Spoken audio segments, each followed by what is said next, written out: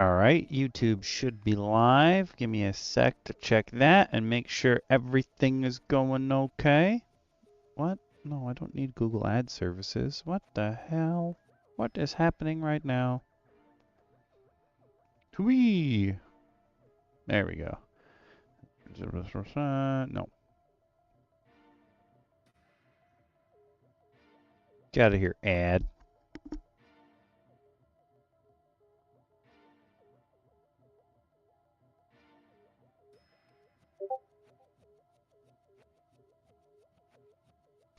All right, YouTube's up and running. Next up, we got to make sure Twitch is good to go. So I'm going to hit the button on Twitch. Boop. I was like, oh, it just disappeared. That's not good. Nope. Looks like it's okay. Can I go? Can I go? Thank you. Pop this open.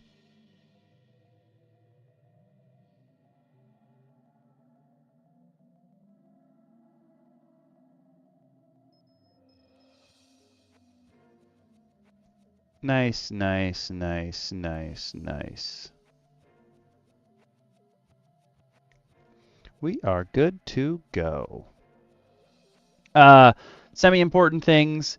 I did change some of the settings. I was looking at the stream from Marvel Rivals that I did a couple weeks ago, looking at some of the clips from that and seeing that it's still kind of janky-ish. So I upped the bitrate on the stream.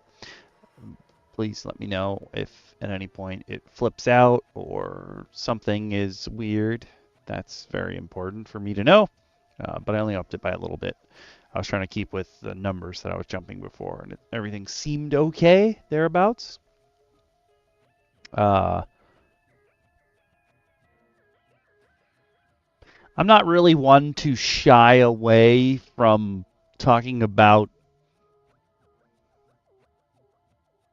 bodily issues, so my tum-tum really hurts, and if at some point you hear everybody else talking and not me, I've probably had to run to the bathroom, so sorry about not scrolling through the page fast enough. I'm probably not at the computer. Let's see, what else is on the docket?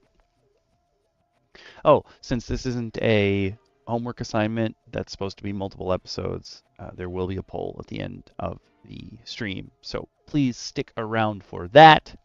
And be aware that you guys can't like physically see the poll, so just put in your votes either in one of the chats if they're still up by the time I throw the poll up. I almost said the pool, or hit us up on Discord, or hit one of us up on Twitter, on YouTube, on any of those. You could send a DM on Twitch, but Twitch has made DMs incredibly difficult to find, so I may see it, and I may not within the 24-hour period that the poll is live.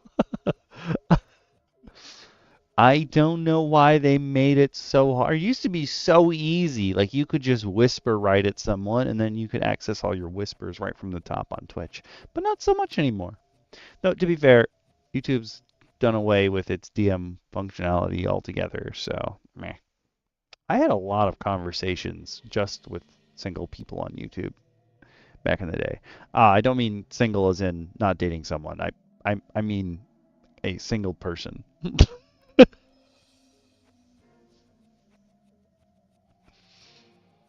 I, though I mean I guess you could probably use YouTube for that. That's not what we're here for, but you probably could. Um, yeah, we as the DMs had a chat where I was trying to figure out how best to break up my bookmarks, at least for creatures, because I still have tons and tons of creature bookmarks. I didn't even go into, I still have tons and tons of creature files, like PDFs and JPEGs and stuff of creatures to go over. Didn't even look at those, didn't care because I have so many bookmarks to go through at this point. So we were like, oh, we should come up with some kind of theming convention between them.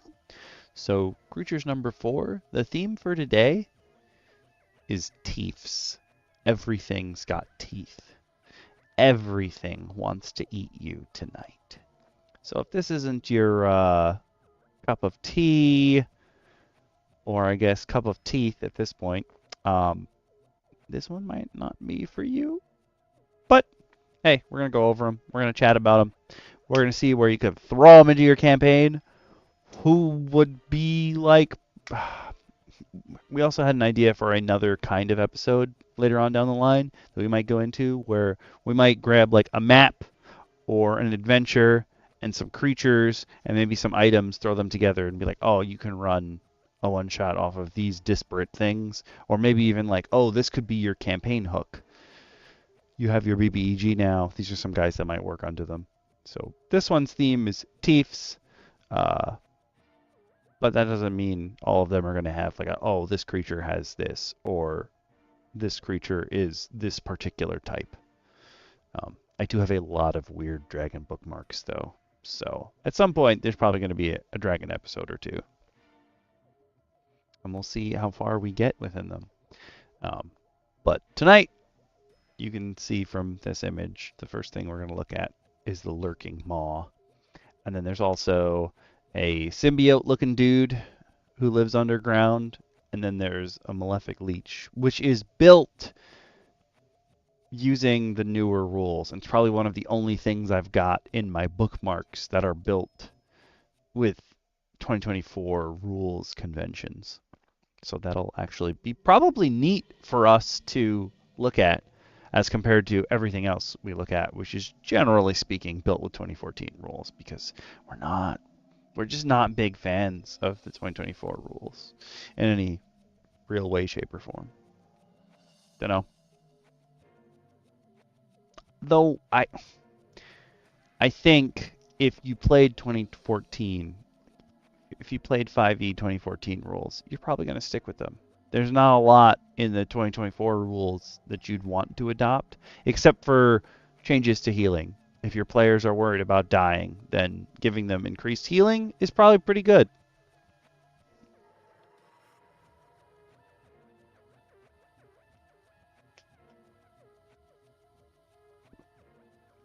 I expected there to be more issues with OBS because I have been having some problems with OBS and streaming and what have you. But it seems like we're all good, and I'm okay with that. Yo, not for nothing, but there are so many porn bots on Twitter again. Like, Musk, do something, man. Why did you let them back in?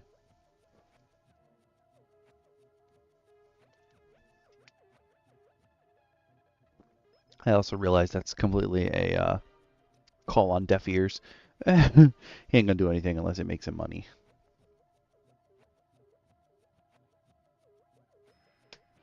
But I think we all knew that. I see a lot of my fellow DMs in the chat online. I wonder if that means a bunch of them are going to come on tonight.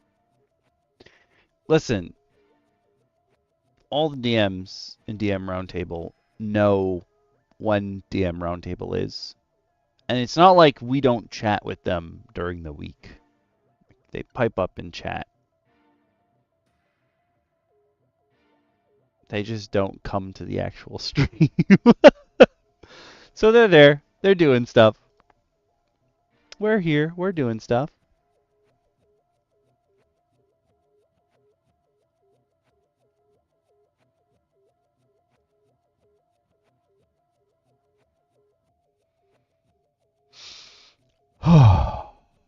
And I'm happy to keep going with the vision. We can expand the vision. We can keep expanding the vision. We can just go in and have fun. And that's what I want to do. But I think we are, in fact, going to try to keep the convention that we sort of erstwhile started with.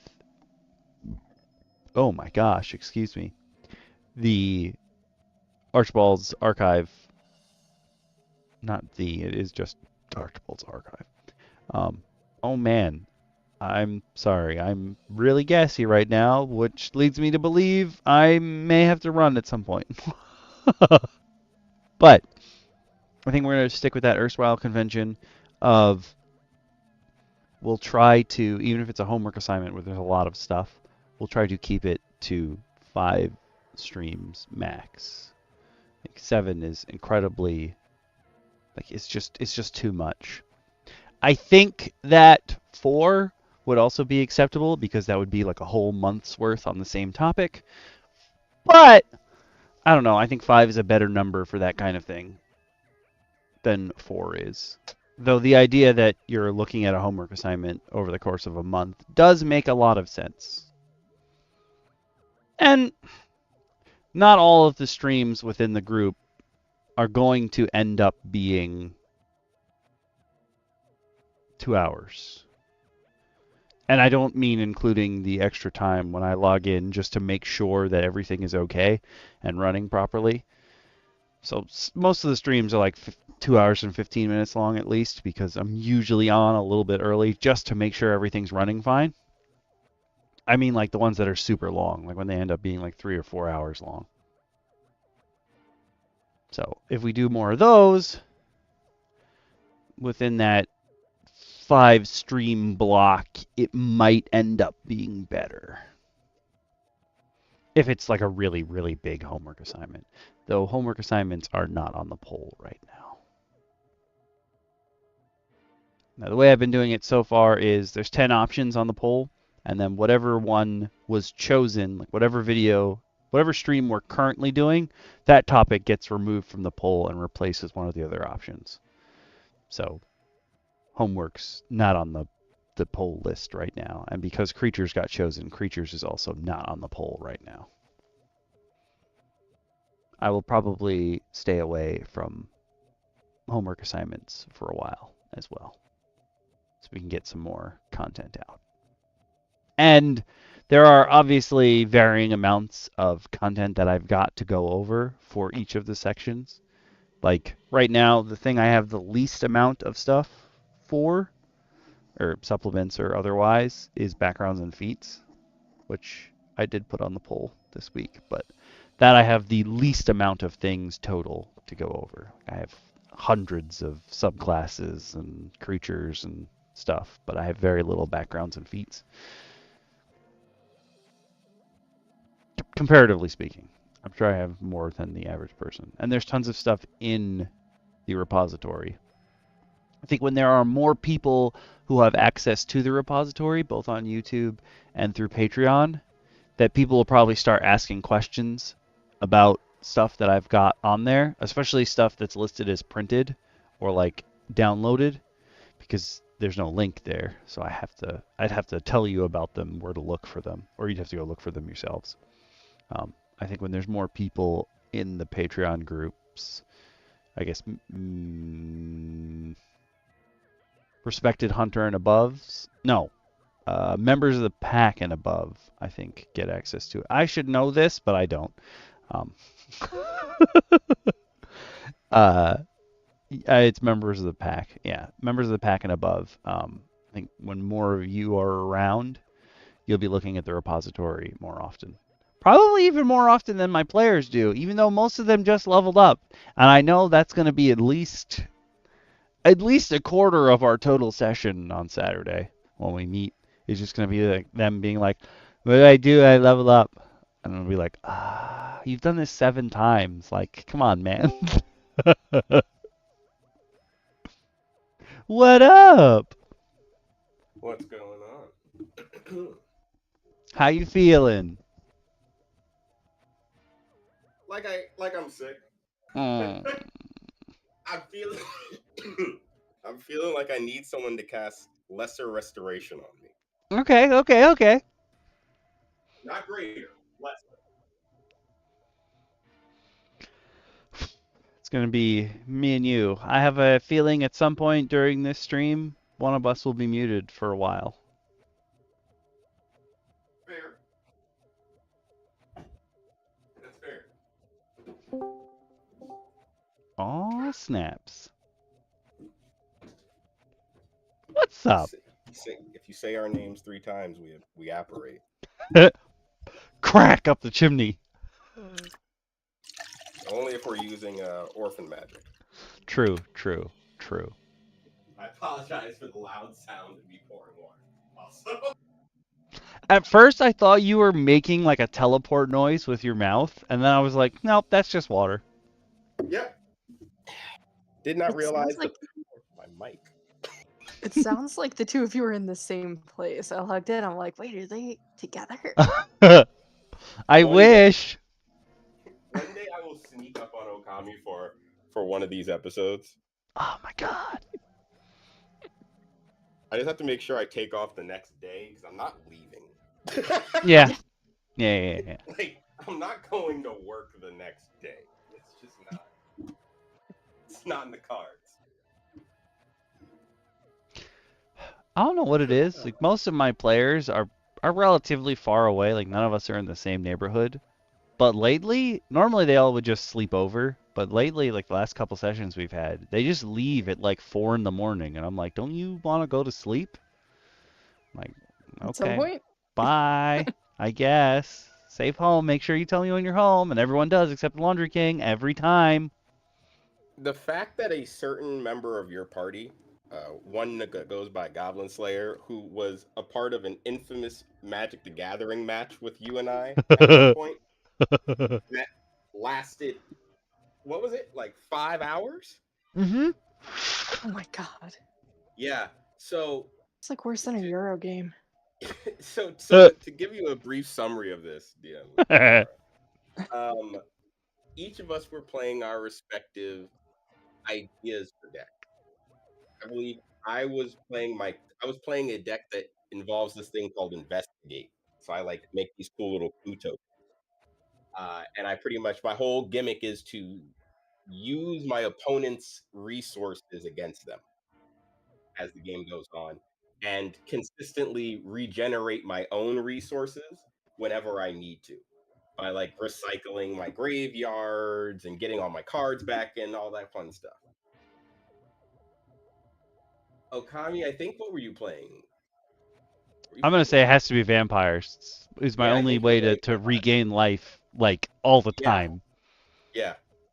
yeah, because you were constantly regenerating life, and then Goblin Slayer was playing crabs, which amongst the three really shouldn't have held as long as it did. Wait, crabs, like the six-legged little Yes. beasties? Oh yes. Mm-hmm. Oh yes. I'm so confused.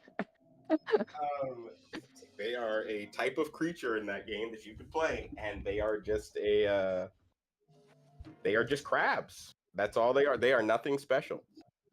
And the game managed to last 5 hours and ended on a "we're too tired to finish this," Mm-hmm. because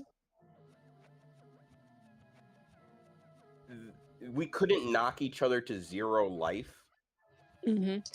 because both Okami and I had ways to get all our life back. Wow.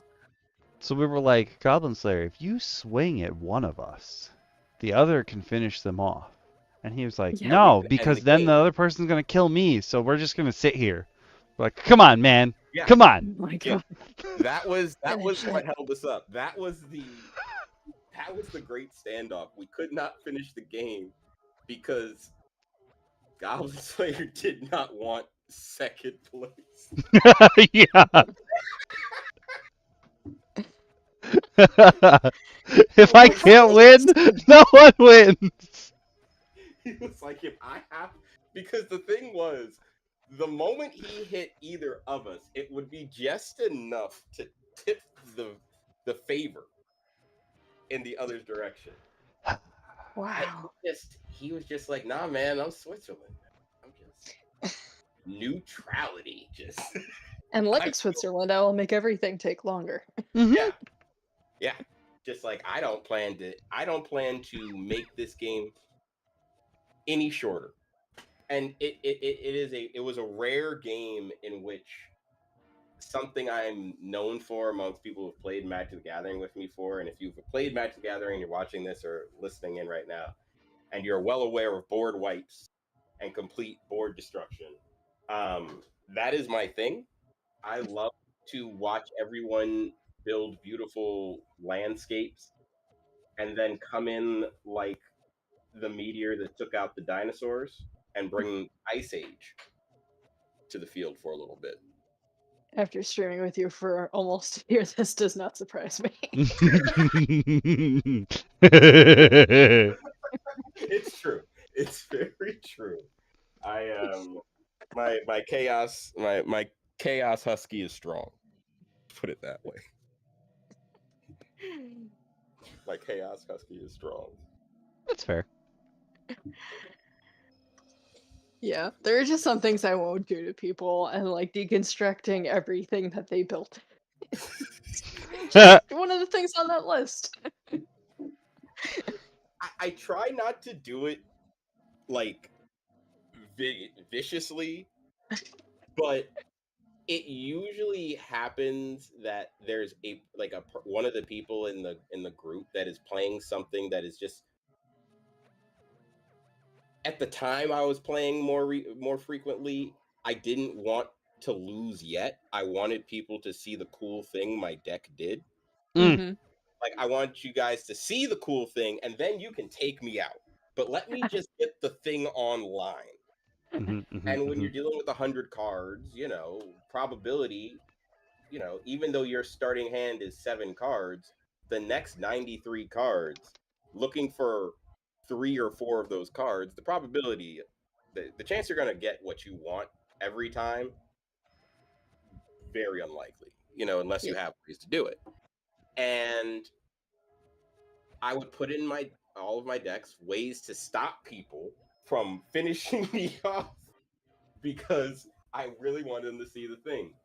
And more times than not, I would have to expend all of those early on and still not get to do the cool thing. Oh, jeez. So then it just turned into lane waste. Yeah, so Yeah. it just became, what ended up becoming, well, it started as like a form of protection, turned into what people thought was my most chaotic, vindictive action. They're like, oh, Shin's losing. He's gonna blow up everything. It's like, You're like, yes, I am. I didn't want to, but you truly left me with no choice. So you're the Winter Soldier of Magic. Yes, Yeah. I would love to take that title, because I also get luscious hair. I get luscious hair and a metal arm. I'll take it. And a cool mask. mean- Don't forget about the mask. And a cool mask. I mean, it looks like it hasn't been washed in 3 weeks, but True. We're definitely going to deep sanitize the mask once we acquire it. Going through rigorous chemicals. It may require, some carbon dating. I don't know, to be honest, but I'm not getting that in a box and just going, whoo, waiting for this now. No. Let me pop this on my face. Yeah, no. It's like buying something from eBay. Like, okay, if it's gonna touch my body, I'm gonna wash it. Mm-hmm. But even if you buy something from the store, yeah, I watch everything before I wear it. I'm like, this is the cleanest it's ever gonna be before I put it on. I'll tell you why I do it now more than not, Okami. I had bought. Now this is the stupidity on my part. I bought a funny T-shirt from Five Below. Clearly Go on. the highest quality of T-shirts you can purchase in the land. Excuse me. And I was like, oh, this is great. I love the shirt. I got like 3 different shirts. I went to go eat right after with some people, and I dropped something on my shirt. I dropped ketchup on my shirt, and I had like a light colored gray shirt on. Mm-hmm. And I was like, we're still going to do things this day. This is gonna look horrible. But in my head, I'm like, well, isn't it great that you bought these 3 t-shirts at Five Below. Oh no. I put one of the t-shirts on and I went about my day. I got home later in the evening. And as I'm getting ready to shower, as I remove my shirt, my entire chest was red. Yeah, that's what I was expecting. And I was like, what happened? Something in that shirt irritated the hell out of my skin. Ouch. Yep. And when I was looking at it and looking online, they were just like, yeah, sometimes t-shirts will do that to you if you don't wash them first. They always suggest it. And I'm like, that really should have been my first thought. Yeah, that's not even from like somebody else having worn it and then returned it and nobody watched it. That's like just straight up the chemicals from manufacturing. Yeah. Mm. Yeah, it was and it was one of those like on a normal day, I feel like it would have clicked. But You were doing stuff. It just did not click. But after that, I was just like, bring another t-shirt then. Like Yeah. bring another t-shirt if I have to. It's just I don't want to go through that again. Yeah.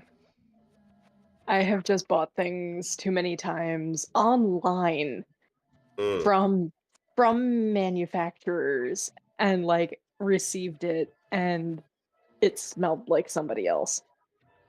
Like straight out of the packaging. Yeah. Like somebody wore it, decided that they didn't want it, did not wash it, and just put it back in the mail.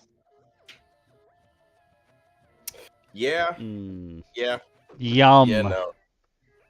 And I'm like, there needs to be a special hell for people like that. I'm with you on that one. Special hell status. I'm with you on that one. Yeah.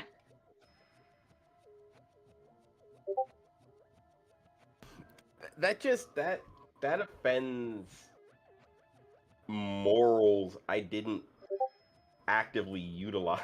Yeah. Morals you didn't know you had, right? Yeah, it's like it makes sense that I have it, but at the same time, like it should never have been called upon. Yeah, you were there to exist for the purpose of existing, not usage. Like, yeah, I am right there with you, buddy. Oh, that is, ooh. It's like something that's wrong that I never actively thought about until I had to. Yeah. You know what? That's how you became the BBEG. That's how you took down the entirety of the fashion industry. Yeah.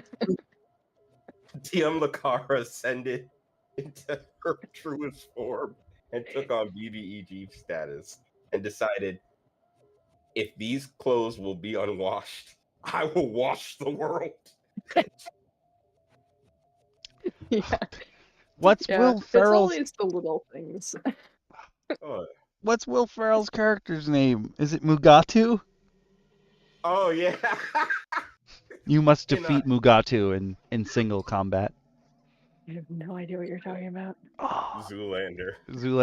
He's just an evil fashion mogul. Why am I? Oh, that is. Whew. Oh, I got confused between Mugatu and Mugetsu, which is the ninja guy from the Bouncer. I was like, one of those names. I don't think it's Japanese enough to be Mugetsu.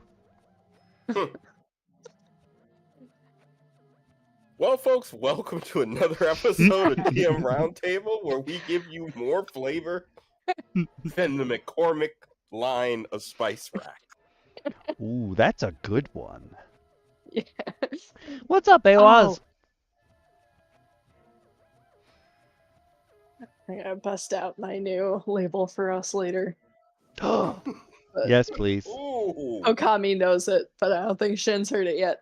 Oh wait, no, I put it in the chat. He has heard it. Never mind. I have heard it. Oh yes. Oh yes.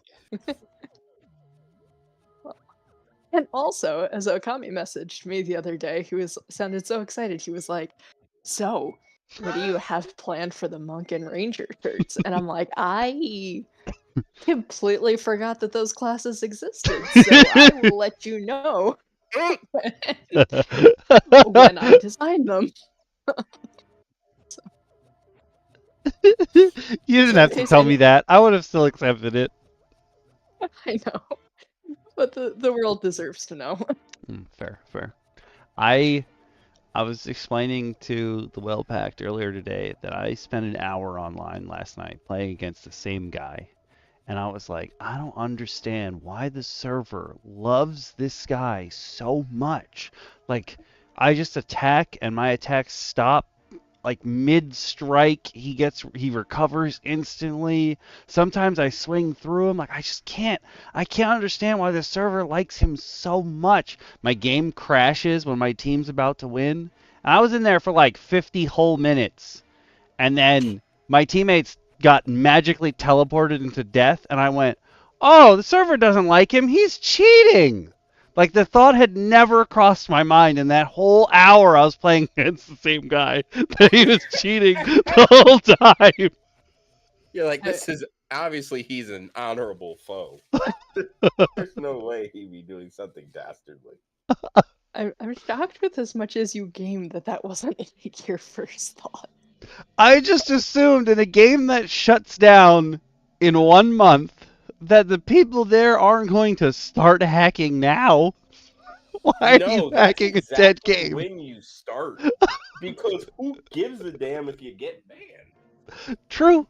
I was like, yeah, I would report him, but there's no point in me doing so. The game shuts down. Well, the only effect it would have would be on his account for potentially other games. But I don't know if it carries that way, where the other games that his account would fall under in their family, like, would he also have that ban or restriction? Or like some kind of marking on him, like, hey, you have this, demerit. If it was any company other than High Res, I would say it definitely works. Since it's High Res, no. Yeah, no, that hurts. We love High Res games. Me and Shin have put like thousands of hours into High Res games, but and dollars. I have. I'm ashamed to say. But they don't run things the way things should be run. Oh no. No, they unfortunately, in our opinion, they used to have better feel for their community and what they were saying and asking for. And I feel like in any form of entertainment, or anything really, but especially in forms of entertainment meant for the masses, something you're producing for people to enjoy, the feedback of those people should be the most valuable resource you get. Because if the feedback of the people isn't your most valued resource, the thing that you made for the people, then what is? Yeah. Watsy. Actually, the third thing on this list today. So I had put out that I'm trying to, for the foreseeable future, all of the creatures will have some theme. So today's theme is teeth, as you can see by the lurking maw. But the last set of creatures, because it's actually more than one, is one of the only bookmarks I've got for creatures that were built using 2024 conventions. So I think we're going to have fun with that third thing. Oh, boy. Oh, I am excited. But this guy, this lurking I'll start maw. sharpening my claws now. We're talking about teeth then, because we're We're going We're really right into Teeths with Lurking Maw. This one's by Kibbles. It is part of the Compendium of Craft and Creation, so I'm assuming that it is part of the first book that Kibbles released. I'm not sure because I own the book and I own all the cards that came with it. Have I opened the book yet? No.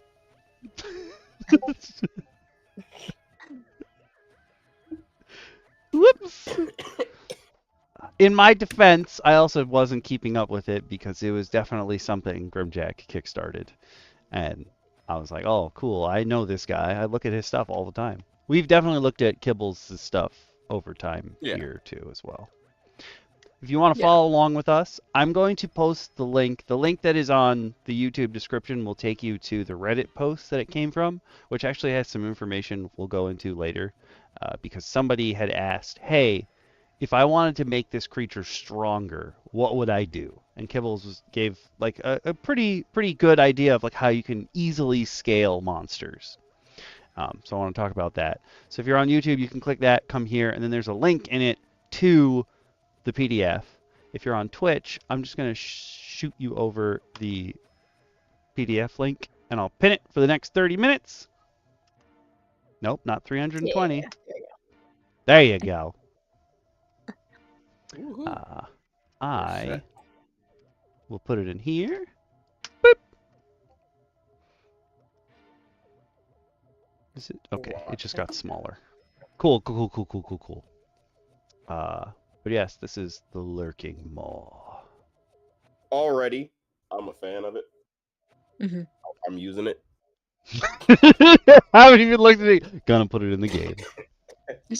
gonna throw that out there. Tentacles, rows of teeth, sold. Yeah. Tentacles, corrosive teeth, lingering doom.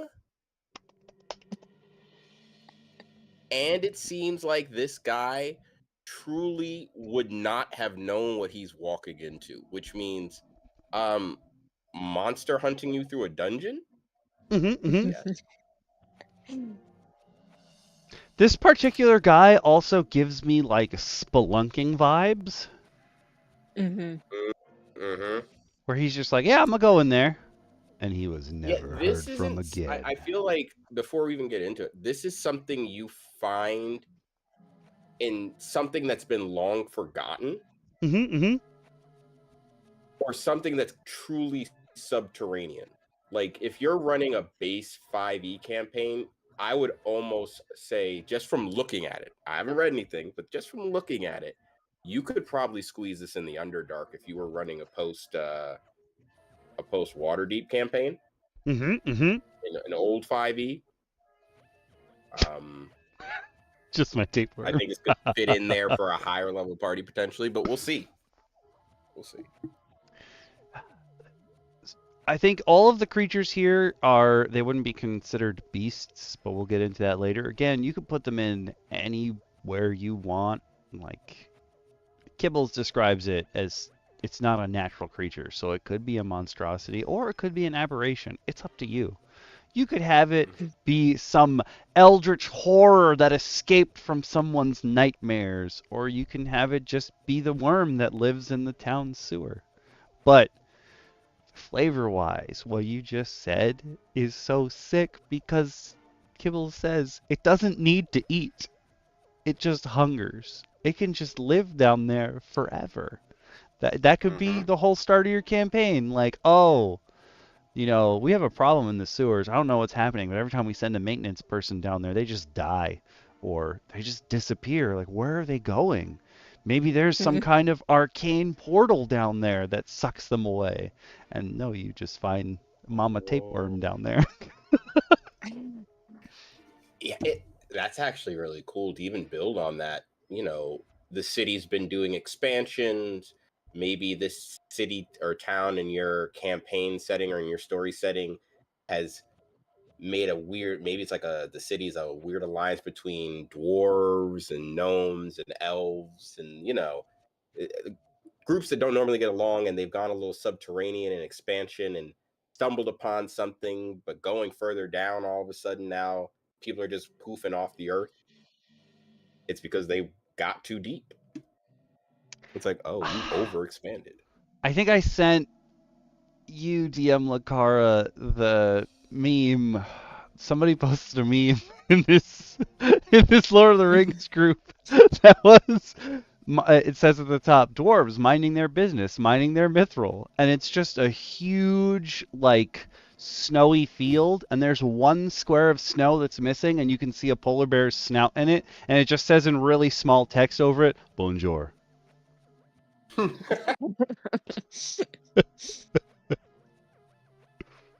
What's your thought, Awaz? You could actually make this the tapeworm of some even greater eldritch abomination. Like it just let it out and left, and now it's everyone else's problem. Oh, that's horrifying. You could Cthulhu's also tapeworm? have this thing if you wanted to make it a little more sentient. Have it be a great old one patron. That it's kind of like a local mouthpiece for one of the elder gods. Ooh. It's literally the lurking maw is literally the voice of chaos. Yep. I like all of this. Such a... I like all of this. Dear McCormick, quitting. Got you beaten, Spice. I forgot what CR Oh, he man. is, but ooh. Have the party investigator. Yes.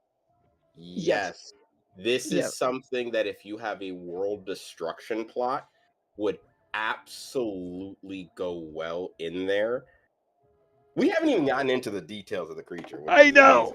Amazing. This is actually quite impressive. I'm not gonna lie. But this is 100% a creature that is if you want it to be a world eater. This is a world eater. This is a subterranean thought. This could exist and have some weird ability to open maws in the earth, but it doesn't actually exist in the earth itself. It just consumes things into its void. Yep. Ooh. And your party has to enter your party was in town sleeping, got eaten. Now you guys are trapped in the void realm of the lurking maw. Yep. And especially if you have a character that wants to go like evil or that is secretly evil and like nobody knows, then you have it get eaten and undergo like a transformation process. Oh my god. Oh, that's fantastic. Yeah. Our Goblin Slayer in the last, I gave him the Fizzbon's added a feat that you can get if you do good things for a dragon, where you can imbue their element into your weapons and stuff, and he just used it for the first time. And now I think he might think that he wants to become a dragon. And I mean that in a very literal sense. Like, I'm talking Elden Ring and Dark Souls, where if you use too many dragon parts, you just start becoming a dragon. Mm-hmm. And I don't think the rest of the party is going to be there for that. Hey, you know what that means? They're going to have to do something. Accidental plot hook. It's the best kind. When you don't have to do any work. And I mean, even though That's true D&D, they're messing up with everything that you've already set up, now you don't have to do any work. They've done all the work for themselves. Yeah. You know, it's disconnected from this, but I think he's saying that, Connie, and it's something that I think we brought up before in this before. The idea that it's annoying as a DM to craft a whole story and watch them completely derail things.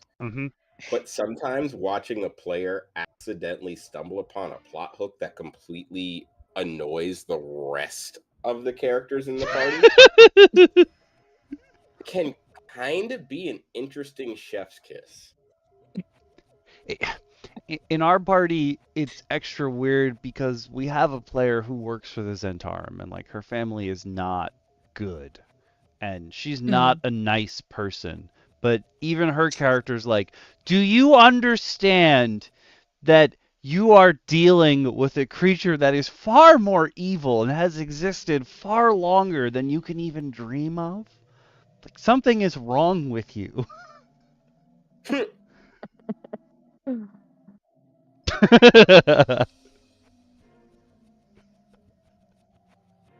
Listen, That works too. I plan because I'm stubborn. Yeah. Nothing ever goes the way I planned it, but I just won't give up. I give myself at least an idea of where to go, but I always embrace the chance that my party will find something to do. I just sometimes need the plan in case my party finds something to do that's literally going to leave us doing nothing. Oh, where's my notebook? Where's my old notebook is the question. I don't know where that is. Anyway, I have a delving into your DMs on this. When I started DMing, like, I really thought I was going to be able to plan for every little branching path my players would go on to. And, like, after that first session, I was like, this is worthless! Yeah. Yeah, not everything. I could never do everything, but I definitely wanted to try and have more prepared than I thought sometimes. Yep. Yep.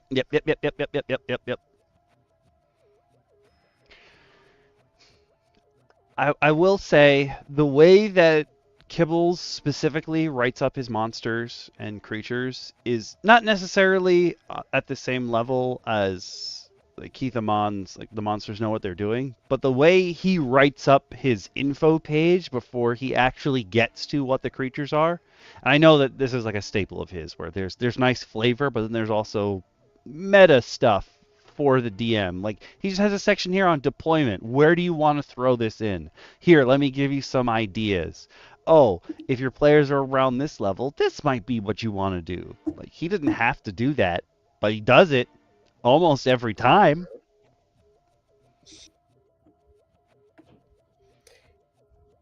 I will say level 5. Yeah, I think I'm not 100% sure. You know what? I'll just spoilers. Oh, it's CR9. For level 5 party is probably going to die. Well, he says it serves as a capstone for a level 5 party as a known factor that we'll have to confront. But I don't know. This thing doesn't strike me as something that lets you encounter it. The only part of it that... I mean, you go down for... No, go ahead. You first, DM Lacara. Yeah, you go. You go underground and you think you're looking for something else, and then you look up. True. True. Like Forgotten Lab or a Wizard's Abode, maybe you guys are mining and it's exactly like the dwarves in Moria. And you're just like, la la la la la, oh no. Or like, there's archaeologists. Like, I've been watching so many clips of Doctor Who lately, and I just think of River all the time. Like when they're like, "What branch of science do you study?" and she's like, "Oh, I'm an archaeologist."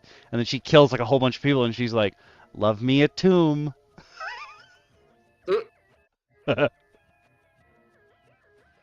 I'm just imagining that this is the encountering this and how your party handles the encounter of this in the scenario of them like stumbling upon it is either the end of the campaign or hopefully the most shining moment for them where they realize, yeah, combat is not an option.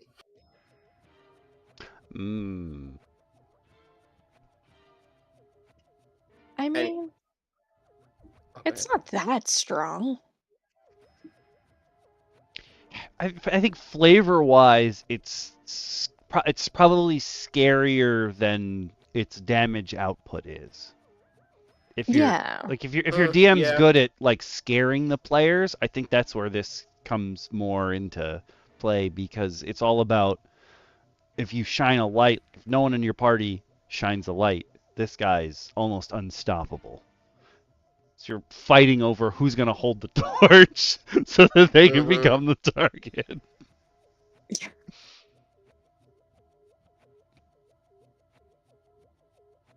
There's a lot to obviously taking this thing on that goes into effect. And obviously this thing is targeting the light sources, like you guys like this thing's targeting light sources, as it brings up in the tactics section further. You're not escaping this thing easily. You're not walking away from this thing at all. This thing is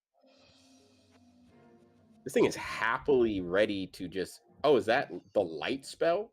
Maybe if you can cast like light on an unseen servant and have it run around the room with something, or a mage hand holding a ball and fly around and distract it. Mm-hmm. But this thing is searching out light sources to attack, as it's mentioning here. And I like that. It's good to have I wouldn't necessarily call this a puzzle, but it's good to have a sort of puzzle element when you're out there, so that not only do you have, there's a simple script that we're going to get to in a second for how how you can run the creature. Again, you don't have to do anything Kibble says. You could just use a stat block and be like, boom, boom, boom, this is what we do. But while that's there, it's pretty helpful to use. It's cool to have, oh, this is what the creature's going to do, but this is also what's happening in that arena to make your players really feel like they live in there. I don't want to say you should live in giant toothy tapeworm's lair, but you know what I mean. Oh, yeah. I would say to add, and I don't know if Kibble's already done it or not, but I am curious, because so many people tend to default to classes, or should I say species now, or species that have dark vision, which supersedes the need for torches, or like which just completely eliminates the need for torches, I should say. I would almost hope this thing is immune to dark vision, which I know is not something that exists regularly. I don't know if it has. You can't see it no matter what. Yeah, unless you're True sight. True sight, or a warlock, and you take the invocation to see in the dark. They're in magical darkness. Yeah. Because this guy, we haven't looked at the stat block yet, but at least him or his arena has some way to cast magical darkness all over. And man, this magical darkness, it's so great when you do it on your players, but when they do it to you, oh man, does it piss me off. It only pisses me off until they realize they've at a party use magical darkness on an enemy group of like evil monks that they encountered in a monastery. They were undead monks, and they cast magical darkness on these like ratkin style monks. Like they were rat people, but they weren't actual like proper rat people from any stat block. I just kind of threw it together. And one of the things I had given them based on something I had seen was blind sense. So they slapped on magical darkness, and because these things had blind sense and tremor sense, they were still getting swatted at in the magical spear of darkness that they thought they were going to have the advantage from. And I was like, yeah, I didn't expect you guys to do that, but man, am I glad I did. The first time my group fought giant spiders, Well, in my case, there were giant fire spiders. But the first time they fought giant spiders, the giant spider's stat block says that they have blind sight up to 5 feet. But if you read underneath the stat block, for some reason they did not put it in the stat block, though it is wildly important to them as a creature. It says in the flavor text at the bottom, hey, if anything touches a web that a spider is also touching, they feel it and know exactly what's happening. And I'm like, why did you not put blind sight and then in parentheses anywhere touching the web? Like, what? So Bacon had darknessed all the spiders and then they ran through the webs, and I was like, oh, they know exactly where you are anyway. And he was like, why the fuck did I take darkness? It can feel like that. That's definitely an at least you tried moment. Yeah. I was like, that was really smart. If I hadn't read the flavor text, man, you would have got away with it.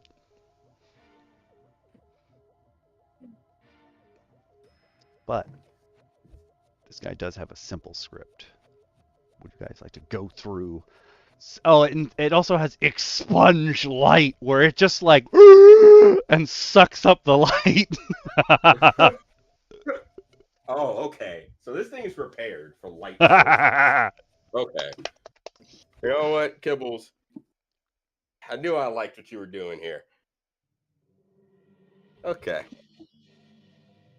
So the Lurking Maw will attempt to ambush an unaware party, though it's unlikely to succeed against a cautious party.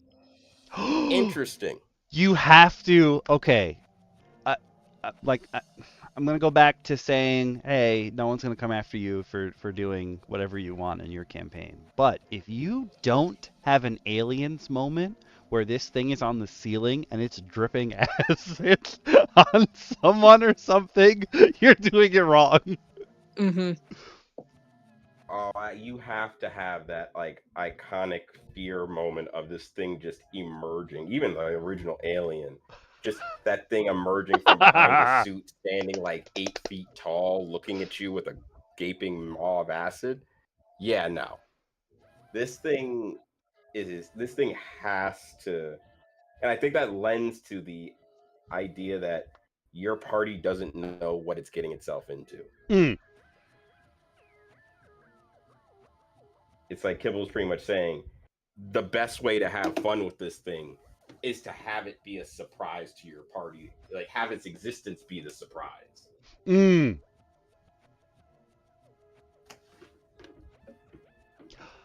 Or you have. I got you guys something special. Like,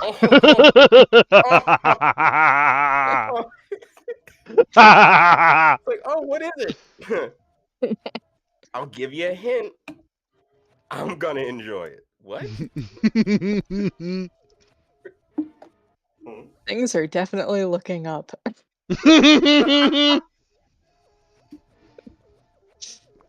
I was thinking you gotta like almost run this guy like a roper, except he can presumably move after he falls, unlike a roper who has like no movement speed. Okay, hear me out. I think most people should, if they're not already, just think of the ropers as thwomps from Mario. He just falls and occasionally goes back up sometimes. It's such a.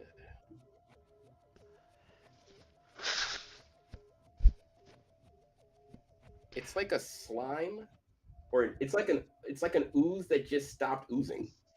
Yeah. It's there. Mm-hmm. It does have lair actions, which are cool. If you've never used a lair action, basically at initiative count 20, losing all ties, something happens. And it's usually related to the stage, but sometimes it's just another legendary action from whatever the creature is.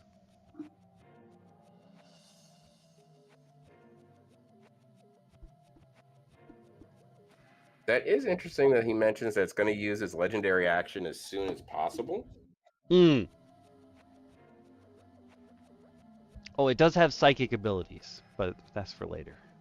We'll get into that.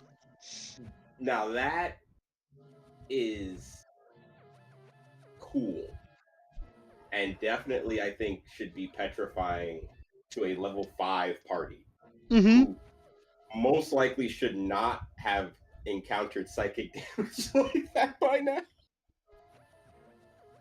Unless they're using it, they most likely haven't been hit by it. Woefully slept on. Yeah. Oh yeah. And then you have some little considerations, like, hey, okay, you could be you could say, oh, somebody who was exploring that cave or one of the miners happened to escape, and when you go meet them, they're rocking back and forth, and they're just like, it was so long. Oh God, the teeth. There were so many teeth. And like, you could leave it at that. It's just terror. Yeah, but see, that's what you keep doing with your party, and they keep just running the other way. They don't go to sleep. See, I feel like for your party, Okami, you have to trigger their hero sense. Yeah, it's not even it used to be the loot. But now my players are just like, nah, I only care about XP. If it's not going to give me XP, I'm not going to do it. And I'm like, here's some XP for you to do this. And they're like, nah. Why won't you give us XP? And I'm like, it's right here. Please, take it. Take it. I will say your party's desire for experience, and I say this to all players and DMs, leveling up should not be the thing you want. Mm-hmm. Because when you level up, the world levels up. Mm-hmm. It just shouldn't. Yeah. Everything gets harder. Mm-hmm. No, I was gonna say, what were you gonna say, DM Card?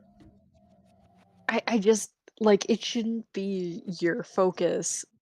Period. You should be if people are bugging you about leveling up, then in most cases, barring just a crappy party, you're probably doing something wrong. You're not giving them enough flavor or enough immersion in the world. If they're backed out to the point where they're thinking about it like a video game, something's wrong. Unless they're min-maxers, then something's wrong with them to start. Well, yes. There are interesting exceptions to the rule. Yeah, like my Bard husband, who's been harassing me that we've been playing for almost a year and haven't leveled up. I have bad news for him. My game's been going for 4 years, and only half of them are at level 8.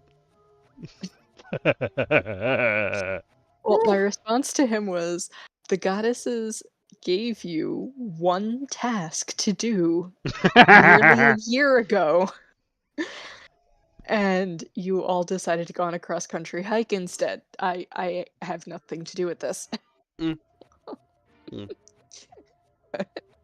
Kind of like not your fault. It's true.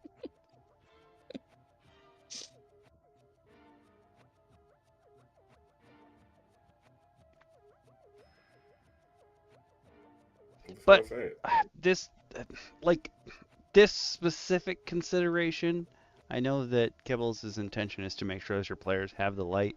I definitely think that there are some times when your players just don't get a message that you have to be you have to like really hammer it in, sometimes literally. Like my players, explain to them, hey, there's a stone golem. They're in Lylon because we started in Phandalin. They're in Lylon, and when the spell plague happened, the 3 stone golem protectors of Lylon went haywire. So I told them, like, oh, one of the stone golems is still downstairs in the tower. Like, it's still in the basement. It's still there somewhere. And the ghosts of the adventurers that fought it are like, oh no, we can see him. We know he's down there. He went there after he killed us. Like, our spirits are trapped here. So we've had many years just to be like, are you going to get up and swing again? And my players were like, no, it's just a regular ass stone golem. We can take him. And they were like level 6 at the time. Stone Golem's CR10, and it does a lot of damage. And if you look at the new Stone Golem and you mix them together, like I've done, it'll definitely kill your baby party, 100%. And like I don't know what you guys aren't getting about this. Like, no, we're gonna explore this terrible wizard's dungeon, what have you, this ancient place where they trained the stone golems and they did all these other experiments. And we're gonna go down there. We're gonna fight this golem, and we know there's probably more than one down there, but we're gonna fight him. And I had one of our characters as limited telepathy because they're averted, and I was like, yo, you're getting images back from one of the ghosts in your head of just like a rock man just pounding people into paste. And they're like, nah, we're going to fight him. And I'm like, I don't know what else I can tell you. Like, you're going to be flat. You just say, okay. Yeah. Yeah, quite And honestly. now they don't want to go down there. And I'm like, come on! I You know built what, a then? super cool arena for this and everything. So you know what you do then? You knock them over the head and you drag them down there. They just wake up there. Yeah, that's the beauty of being the DM. When players think they have... Okay. There is a lot of people who are anti-railroading. And I don't believe in railroading myself. But sometimes your players need to be somewhere. But they're not going. Now, if they're choosing not to go there and it truly has no effect, great. But if I had a player party at one point. It was a one shot, and in the one shot, they literally had one goal, was to escape the crumbling dungeon. Like the dungeon was falling apart. And they were like, yo, can we camp for like 2 hours? I'm like, huh? You want to camp for 2 hours in the crumbling dungeon? You're like, yeah, because we'll still have time to escape. And in my head, I was like, I can't let them do this. Our players may be different human beings, but they are the same people. I'm like, yeah, I can't let you do that. Like, there's, and it was one of the few times I've ever, I guess I called it abused my DM powers, and I literally on the fly created a subfloor to the floor they were on, and flipped my dungeon upside down. Oh, that's cool. I was like, oh, okay, you guys think you're comfortable here, and you're just like, oh, we'll eventually get to the top to escape. Well, congratulations. I'm dropping you to what you thought was the top that's now the bottom. Take your 2-hour rest at the bottom of the earth. And they moved. They figured that they didn't escape because they did choose to take their 2-hour break. They had 8 hours to escape. It was going to probably take them it could have taken them 6 hours to escape in game time, but they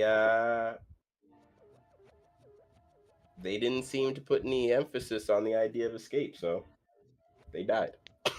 And that was the end of that one shot. They flat now. Yeah, that's really what it came to. But I think that is where you're gonna have to railroad those guys a little bit about it. Just got to like club them over the head, drop them in the dungeon, steal something of theirs, see if they care enough. In fact, kidnap one of their pets. I spent like all of last session trying to get one of my players kidnapped, and they just would not give up. I was like, come on, guys, this is bullshit. They just want to hold on to one of you. No, no. I was like, come on, man, just give me one. They can't. Kidnapping pets is definitely how you would hook our party. Yep, 100%. I was thinking that immediately. Yeah. I don't know if there's a Kidnap. number of people Runa wouldn't kill to get his little fox back. I don't think so.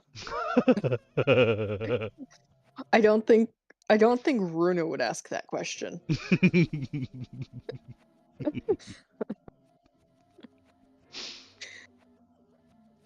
I'm gonna get so mad. I'm gonna turn invisible. I'm just gonna stab people in the back for an hour. I call that a lot. That was an oversight. Werewolves can turn invisible for an hour, and it doesn't. And they stay invisible when they attack. When they attack. There's gonna be a lot of people asking if the grass is depressed. It won't just be me. Oh, that was one of the best moments in the campaign so far. Okami's character goes, is the grass around me depressed? And Paladin goes, what are you trying to pay its therapist bill?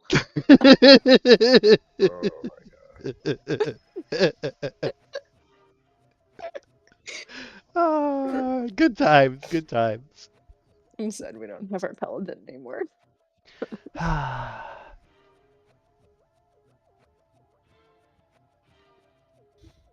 Oh, he is an aberration. We have so far gone through part of One Beast.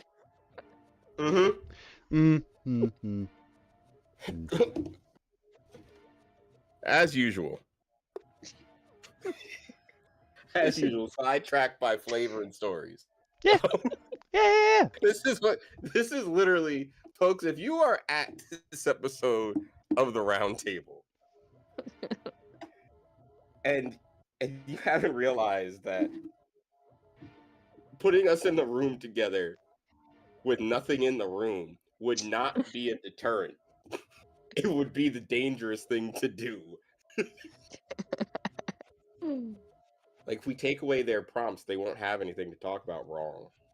Oh, very, very wrong. If you demand we only speak on the prompts, we'll also accomplish that task. AKA, you cannot stop the round table. That's what I'm trying to tell you. We are infinite. We are the void. All right? There are a few absolutes in this world, and we are one of them. I just want you to know that.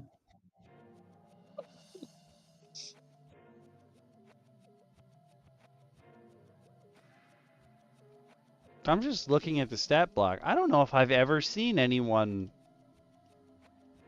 put in like what you could possibly roll. Yeah. I don't think I've ever seen that before. Huh. Oh, he can climb and swim. That makes sense. Because he's using pools of darkness, and you could put him in a sewer if you want. Underground, next to an underground. Oh, but he just grabs you and pulls you under. You're using both suffocation and grappled. Oh no. Oh yeah. Like this. Oh, so someone on the Reddit post was saying something about this, how they've never seen it before. But if this guy eats someone, he can either regain health or he can restore a legendary resistance or a legendary action. That's a huge mini game in itself. Yeah. Oh, he only has one legendary action per turn. Oh, interesting. So he wants to eat you so that he can just keep doing stuff. Ooh.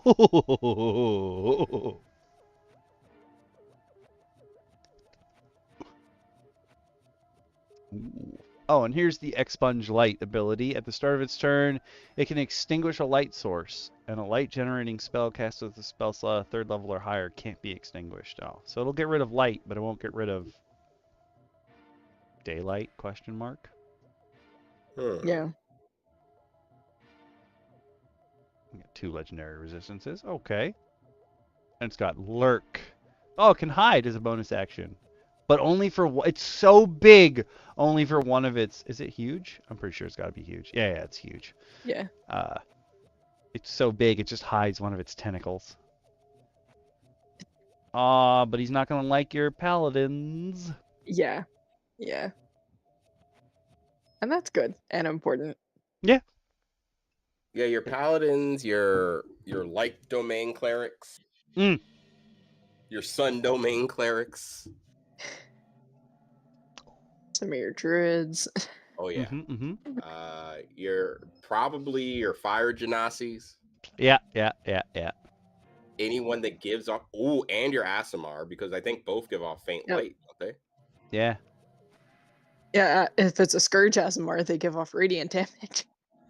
Oh, he's definitely not gonna be. You're getting in the mouth first, buddy. Like, no, you gotta go. It's gonna hurt on the way down, but I gotta digest you.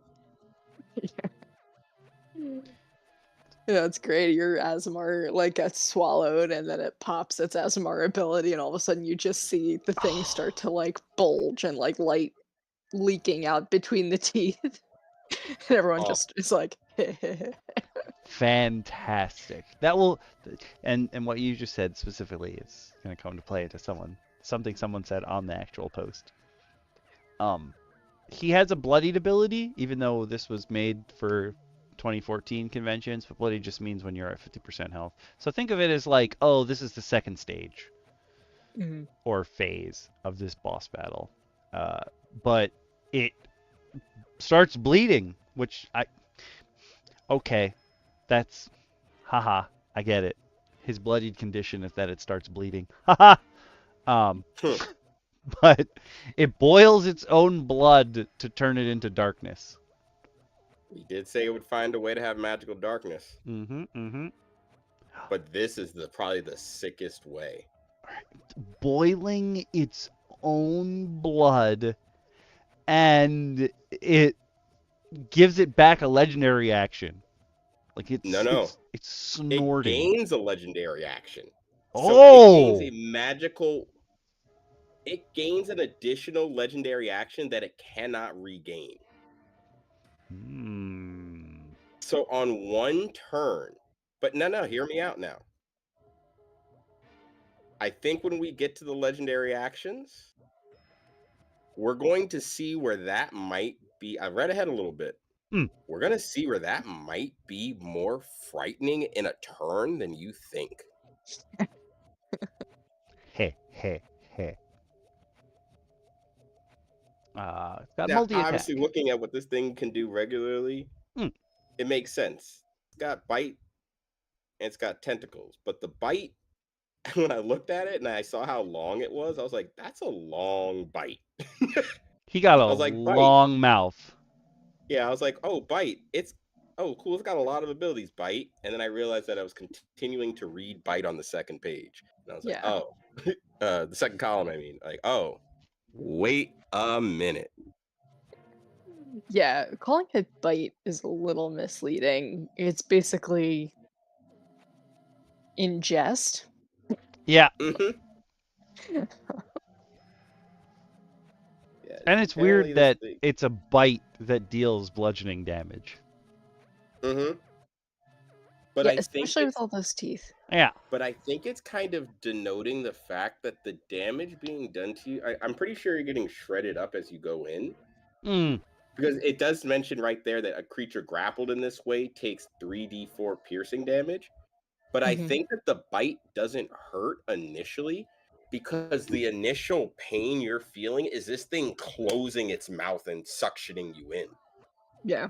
Because it's not just biting you, it's biting and ingesting, which is the act of chew and swallow. But you're getting Lord, it's going to sound terrible to YouTube in today's world. You're pre-swallowing the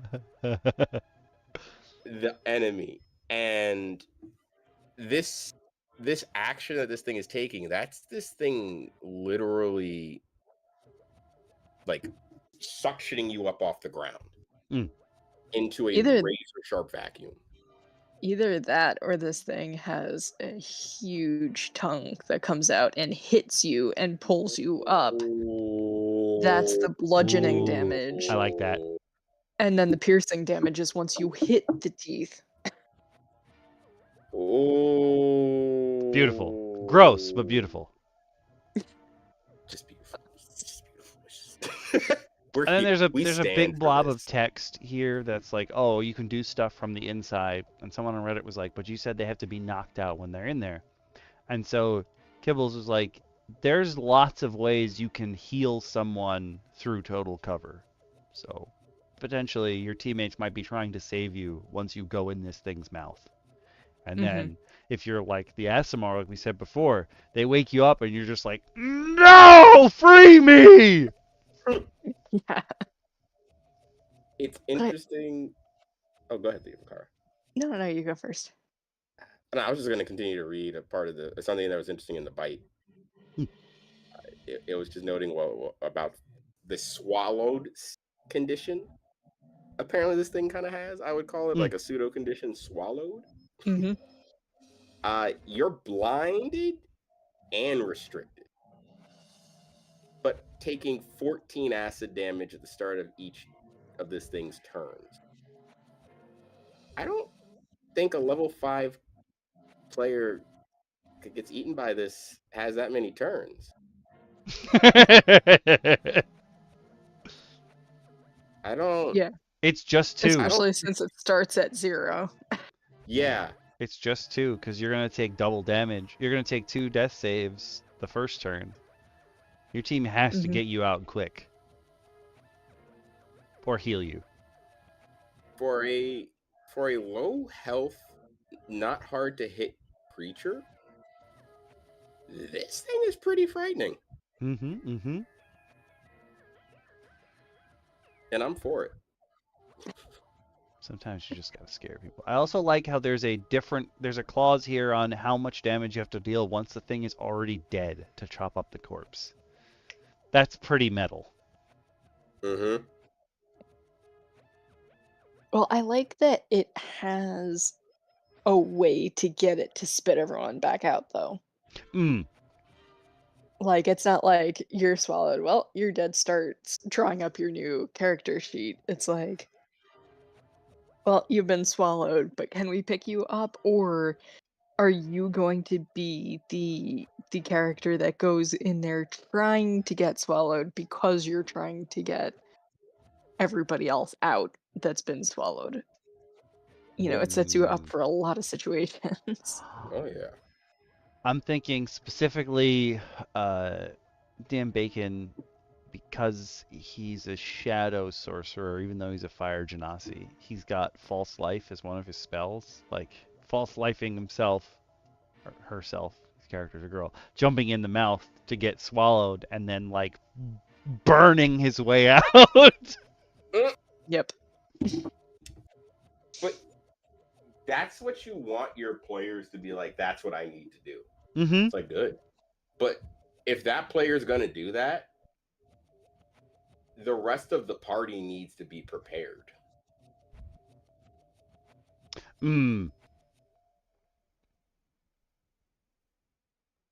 I feel like the rest of the party needs to be prepared because all it takes is one bad roll. Yeah. And the whole plan goes to naught.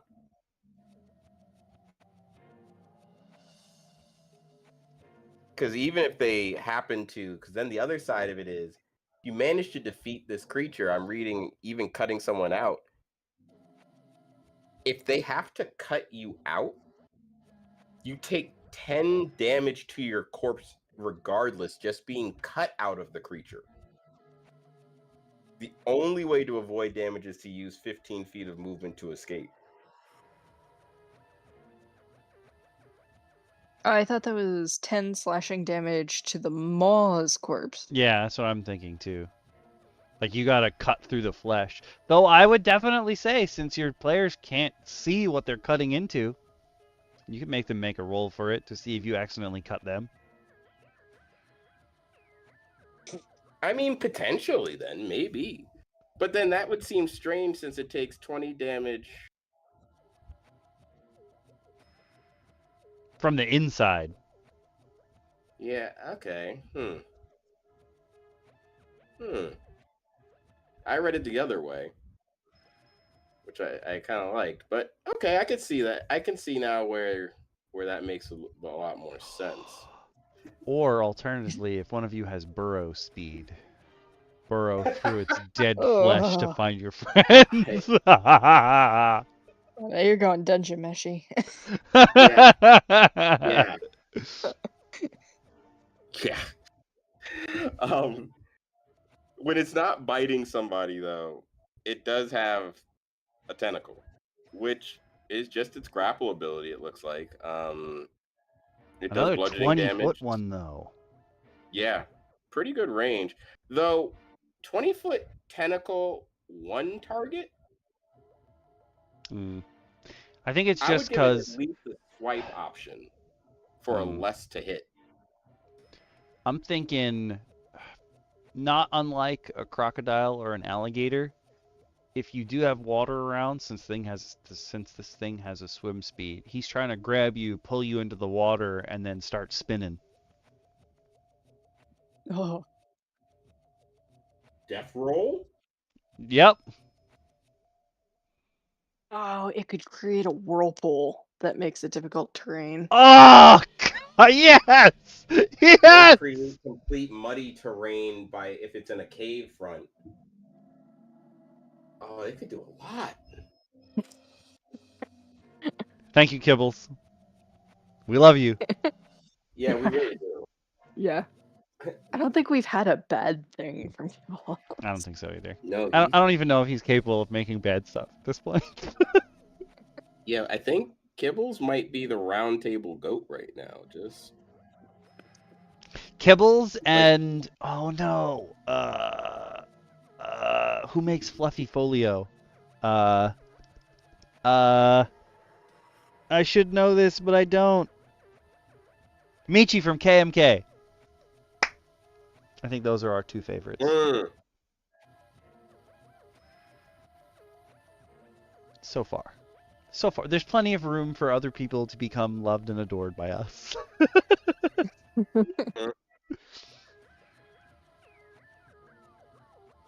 Yeah, I have to say, if we had to give crowns to people for 2024, Kibbles and Leech. I think they get the first ever roundtable seal. The unofficial, non-existent award. That is the roundtable seal of approval. I'm down with that. Somewhere. Oh yeah. I wish we had someone with the ability to do that speed voice that they do for all the fine print. Ooh. Because that's a talent with auctioneers. Because that's what we're here with all the fine print. How it's not redeemable in most country states. Thanks. Or for real currency. It's neither crypto nor NFT. Oh, I just realized he's got 4 tentacles and he can grapple via his mouth. So he can hold 5 people. He's trying to grab your whole ass party. Yeah. Well, Okami, you're in for a treat because his legendary actions. Yep. First one, crush. He's already got you grappled. Guess what? He's gonna just crush you. He's gonna just pull a squeeze on you. And he just can do it at the end of the messed up thing is if you pass out, your character gets knocked to 0 HP because it grabbed the wizard, right? And oh, okay, cool. I'm gonna use that one healing word I have to like heal him back to health. If it's still grappled, it's just gonna crush it back to 0 on you at the end of your turn. Because that's what a legendary action triggers at the end of another creature's turn. And then, of course, you gotta have tentacles. I think this is the first time I've seen a rechargeable move in legendary actions. Dragons. Yeah, like breath weapons. Oh, yeah, they're breath weapons are always 5/6 recharges. But usually they have wing attack or tail attack. It's not in the legendaries. Is it? I think Ancients? Oh, that tracks. I think Ancients get it as a legendary act. Or they have legendary breath. They have something. Yeah, you're right.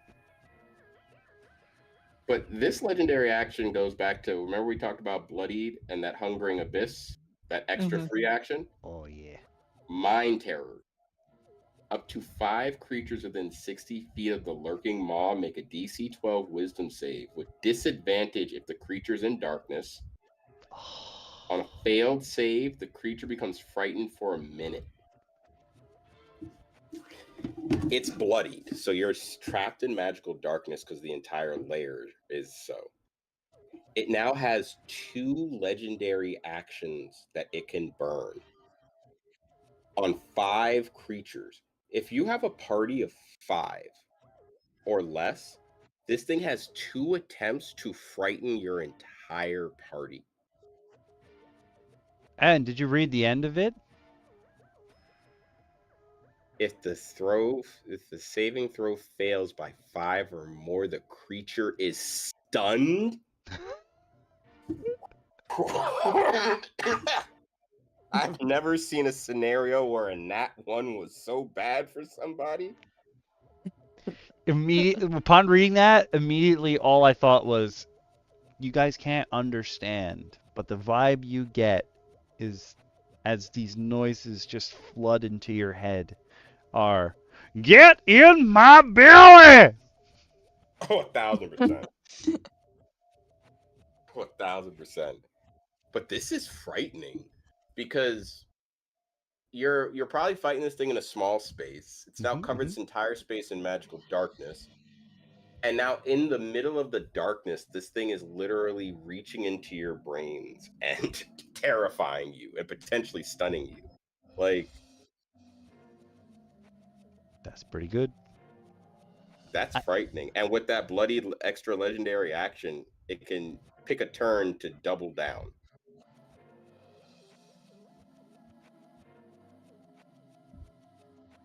I was going to say that it also has layer actions where it can make new tentacles in the pools of darkness.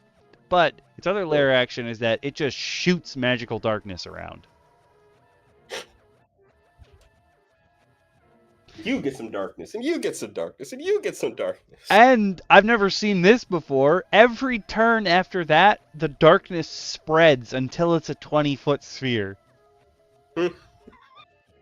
So he's just like, pew, pew, pew, pew, pew. He's just shooting them everywhere, every turn.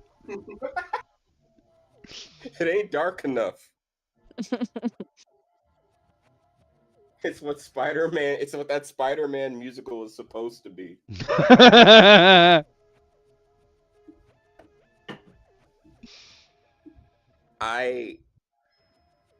have to say, one, thank you, Kibble. Just thank you. But with tweaking of numbers, and obviously because he gave you what you already should know you have in D&D, the ability to mess with this as you want.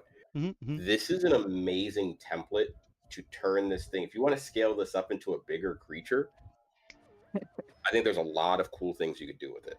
Yeah. Acid spits, the tentacles having their own like actions alone. There's something wrong with me, but I want to make it sentient. Oh no. There's I'm nothing gonna wrong with assume he's he's from the far realm. Like his stats aren't that high, but I'm gonna assume with an int of 8, like he's more than your average creature. Yeah, His it's wisdom's aware. really high. It's aware, and it's aware of presence. It's aware of its presence. So I think it deserves to be sentient. Yeah. He might not be able to speak, but you don't need to. And I mean, if you prescribe to the idea that all psychic connections transfer thoughts, even if you don't share a language, then hey, Mm. yeah, he's talking. He's saying a Fear lot of is a shit. universal language. Yep, Yeah, yep.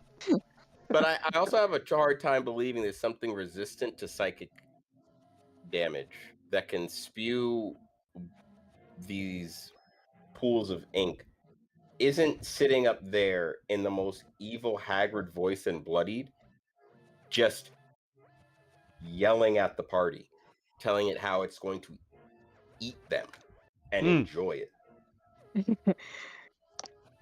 Whispering sweet nothings of your worst fears. Yes, to your party. yes. I'm imagining this thing in Bloodied finally speaking to the party and sounding like a more criminal version of Ralph Fiennes in that movie, The Chef, that horror movie. I could see that. And him just the maw being like this weird, like eldritch gourmand. And it just starts like it goes on almost like a Hannibal Lecter-esque rant about how it's going to devour you guys to put more fear into the party, and like as this thing's moving through the darkness, creating And tentacles, just spewing darkness. like what you said about scaling it, somebody had asked, and Kibble's like, well, if you raise its HP and give it 3 legendary actions and 3 legendary resistances, it'll automatically jump up to like 10 to 11. And then if you add another damage die, you can get up to CR 12, 13-ish. But he then says, if you want to go higher than that, you're going to have to give it some tricks up its sleeve because it's not going to be like a solo encounter. So maybe give it something like the ability to make more tendrils or more legendary actions or just drop innate psionics on it. And by drop innate psionics on it, I don't think he means what 2024 means when they say drop psionics on it, which is add 1 extra damage die of D4 to some attack. I think he means actually give it a psychic power. Ooh, that makes me so mad. Psychic powers? You mean like in Dark Sun? No, I'm just playing. It's not a Dark Sun moment. But no, I understand why that makes you so mad. I get it. But in addition, super cool thing that Kibbles did here, which I don't usually see, is if you do use the Reddit post link, he also gave you virtual tabletop tokens. You have tendril tokens and you have lurking maw tokens, just there for you. Ooh.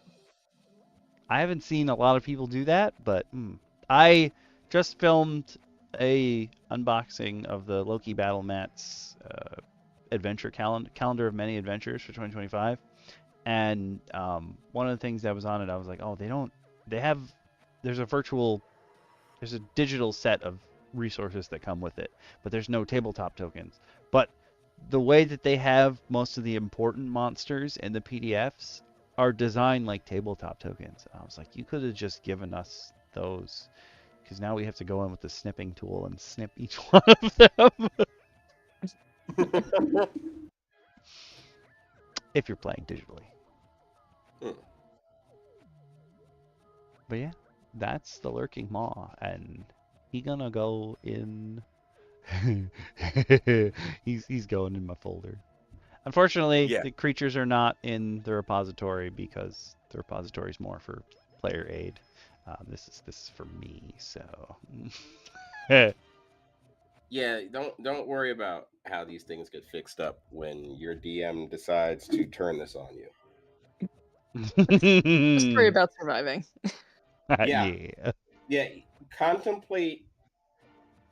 This is the thing that if any of my players actually listen to me and go and watch, well, some of them have, but when my players decide to go and actually watch some of these backlogs, and this thing slips into one of my games,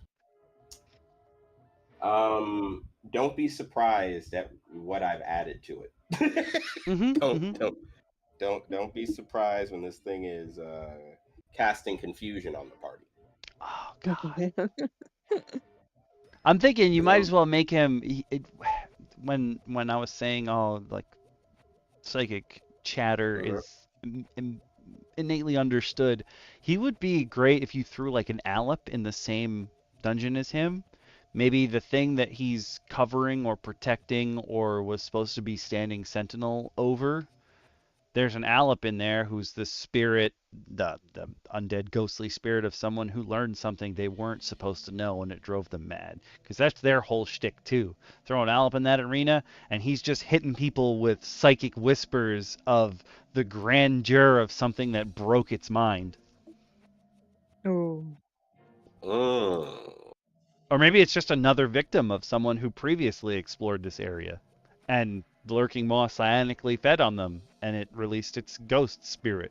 So it's all like teeth, acid, If you hunger that consumes. Now, kind of going off that idea, Kami, another cool idea if you really wanted to mess with it with somebody or your party, have anyone bitten roll a save, and if they fail and get cut out, they have a puppeteer parasite on them. Or they come out with long-term or short-term madness. One of those effects. Yeah. I like it. Or both. Maybe it's the parasite that gives them short or long-term madness. Well, yeah, because the parasite is literally going to take over who they are. If you've never seen a puppeteer parasite, they're tiny aberrations. And they literally cast suggestion as a bonus action once a day. Ooh. They feed on people. It doesn't require sleep. It resists like a ton of stuff. Here, I'll drop it for you really quick. It's almost like a... Yeah, there we go. I don't... Stop that. Come here. Come here. Come hither. But having these things, it's also vulnerable to radiant damage. But it having... It kind of goes with the maw. Yeah. This definitely fits into teeth. And it could live in its stomach. Like, it could have these parasites that know that this thing will eat whenever it feels like it. And just kind of latch on to certain things that come out and be like, ooh. Well, since you're here, imagine this thing latches, like it climbs down the one of your the party's backs, latches onto their spine. It takes control.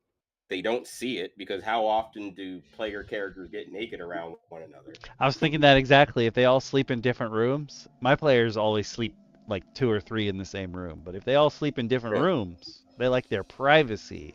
Ooh, you can keep that going for a while.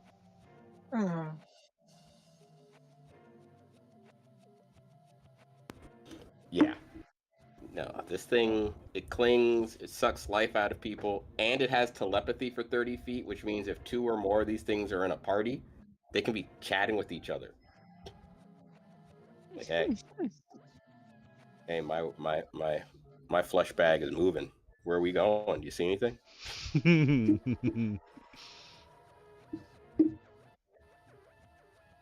That is a surprisingly lot of damage for something that doesn't want to kill the thing it's attached to. Yeah. But you figure it's probably only sucking life, like if the creature gets attacked and like it just somebody hits them in the back or something, and it also hits the parasite, then it's probably going to suck the life out of the thing it's attached to, because its body, the creature being alive is beneficial to the parasite. So it's not like he's just going to kill him right away. Mm-hmm. Like this being attached to like a fighter with second wind. Ooh.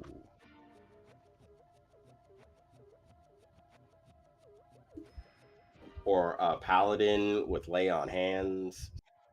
Though I think it wouldn't attach to a paladin because to the standard idea of a paladin, I should say. Like the standard paladin archetype of the shining radiant boy, because of its radiant fear and vulnerabilities, but you never know.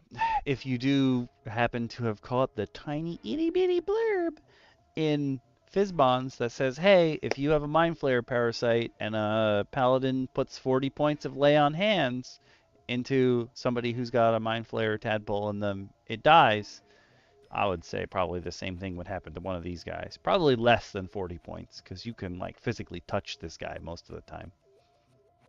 Yeah. For sure. You can give him a straight up shining finger. What now? There's a Gundam series where each of the Gundams are piloted by martial arts masters, and like whatever they do in their Gundam is what the Gundam does. Kind of like, sort of like, I'm looking right at Gypsy Danger. What is that? Pacific Rim type deals, except you don't need two people for it. And the main character's special attack is Shining Finger, but it's usually a punch. And then he's also got Burning Finger later on. But he screams. All of them scream the names of their attacks when they use them. Very anime. Oh, but that's good. I will say, what doesn't require mind control is subscribing, liking, and sharing the roundtable with your friends, foes, and future forum members alike. I think DM Lacara, as always, says it the best. Hit the buttons. If you have money and feel like sharing it with Okami, which you should, then hit the buttons that give Okami money. And if you do not have money but wish you did, you can just hit the buttons to like, subscribe, share, just like DM Shin said, to help us spread like the sweet, sweet disease that we are. Yes, yes. And if you have some extra funds lying around and you love us so much and you're like, man, I wish I could wear some of the cool stuff they say and bring up on the channel on myself, you would be happy to know that DM Lacara, our patron saint of the stars themselves, has designed excellent designs for you to acquire in Okami's Redbubble shop. Come to the roundtable. There have been new additions that are class specific for people just to have one for your class, for you to wear to your DM, to your next D&D or any TTRPG game. We've got fun sayings that you could wear to the bar, the pool, bar mitzvahs, birthdays. Anywhere you feel like making friends. Yeah, just slap our stuff on and walk outside. And then when people ask you about it, tell them if you enjoy spice, don't go to your local grocery. Go to youtube.com on Monday nights and look up DM Roundtable for the supplementals, because we're here. We're here. Every week. I don't know if you guys saw, but the suggested item for the rogue... Oh, now it's not there anymore. Rude. The suggested item that popped up when I opened the shop for the rogue, it's mine now, was a zip bag. And that if that's not perfect, I don't know what is. No, that is absolute perfection. I love it. That is absolute perfection. Now I gotta find it. Where are you? I didn't know they made zip bags. Okami's on the eternal search for the zip bag now. You can also get it on a No, drawstring bag or your backpack. Do you ever need Yeah, one. a bag to yoink stuff?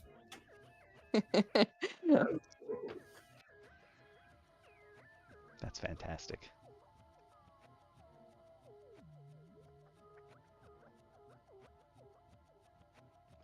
Get the subscribe raccoon out of here. Okay, the next one is just one guy, so I don't want to say there's nothing special about him. Clearly there's something special about him. But this is the Straggler. It's definitely less info than all the other stuff. Okay. Comparatively speaking. Then with the Straggler. I don't know why when I say the Straggler, I have to sound like every stereotypical Brooklyn person. Oh, the Straggler. Where my ER becomes an A. But I support it. I'm also scared. He's very... When I saw him, I immediately was like, oh, it's Venom. Like, just, oh, it's I'm Venom. sorry. Did I just read kidnap your players? Yes, you did. Oh no. Our Look at take him. on the Mole Man. Oh, okay. Hello, friend. Ooh, if you cut it in half, do you get 2? Maybe. Well, This guy is pretty Venom-y, though I don't think he's intended to be. I was gonna say, if you cut Venom in half, technically you do get 2 Venoms. Ah. But yeah, most people want to live when they go, like, spelunking. This guy says, no, I don't think so. We need links. Yep. I was like, I'm missing something. The links. For those of you on YouTube, you can check the description. For those of you on Twitch, boom. This is the Straggler from Ariadne Stringweaver, but you probably know them better from Ariadne's Codex of Strings, which is their like big group of people who all work together.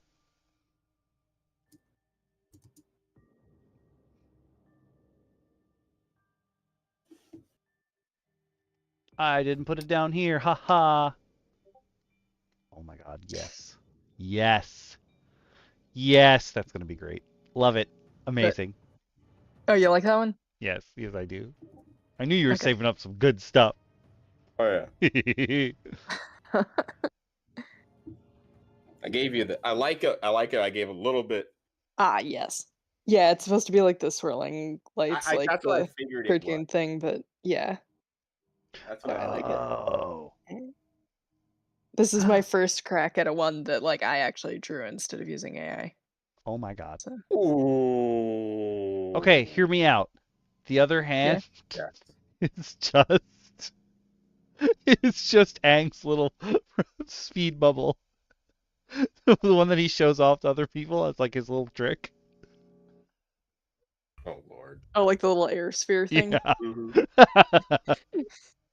No, I think and for people on the stream, we're discussing a design I just dropped before I put it on Redbubble. We'll be there soon. It will be there soon. Now you have a teaser for it. It's the monk. I think the closed fist makes a lot more sense though. It's clearer. That's fair. Yeah. Okay. Think I can do that without redrawing it. Okay. Anyway, back to the monster. This guy. No, that's a good interlude. Yeah. It's teasers for what comes next. But Ariadne has a biome called the Undermountain, which is worse than the Underdark, and it's just where horrors, the likes of which you've probably never imagined, live. And the Straggler is one of those people who lives down there. I used people very... No, not a people. Definitely not a people. But cool thing about him, he might be friends with Murmur because his trick is to imitate the cries of help that other people have made previously. Yes. Might even end up being one of your boy Murmur's. Where you at, Murmur? Come here. You haven't been here in a while. Would you want to be friends with Toothy over here? I bet you do. Oh, I think Murmur and Toothy here could be biffers. Real close buddies.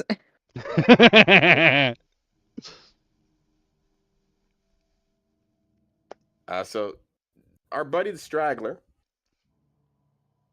obviously seems to be a good fan of the Undermountain, which is an interesting. I don't feel like I see a lot of people design stuff for the Undermountain. Yeah. The worst version of the Underdark. The Nether Depths.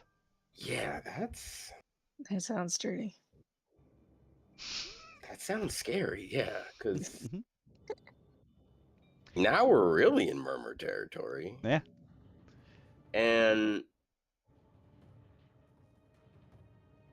it kind of sticks with the theme of the other creatures. It seems like something about a 15 AC is common to creatures in the dark. Yeah. Mm-hmm. It's like, oh, you're surrounded by darkness. 15 AC. What do you need 16 for? No. You're already at disadvantage. Don't worry Yeah. about it. Just enjoy it. It's coming. But going to its stat block, it's an expert tracker. It will always find you if you're within 1,000 feet. You get to play Alien Isolation with this guy.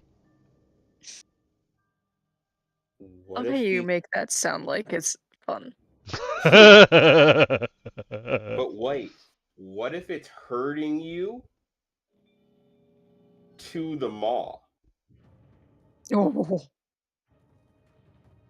Like, what if they have a deal with the maw to not get eaten, and they're hurting you to it? Yep. It has to bring it things to not get eaten itself. Mm-hmm. You can't see me doing it, but I'm doing the meme where the guy taps the side of his head. Because this is 4D chess. You didn't think you thought the teeth were the only connection? Gotcha again. This thing is stalking you in the darkness, bringing you to the maw. You could slap the little parasites from before on the ceilings as you're trying to fight through certain areas. Maybe they're in the waters as you're diving through, because those things are semi-aquatic, and they're just like, ooh, what you doing? Trying to latch onto. You could basically create hell in a handbasket for everybody playing. You could make your characters want to build a flying city just to get away from the underground. Oh, I love this. Yes. Yeah. I love that. Yeah. Especially because the next it has Ambusher, which is I don't want to say standard, but it's pretty common among people who are trying to get you like right out of the darkness. But the ability after that, Survival Instincts, where if it has someone grappled or it's low on health, it gets faster and no longer provokes opportunity attacks. Oh no.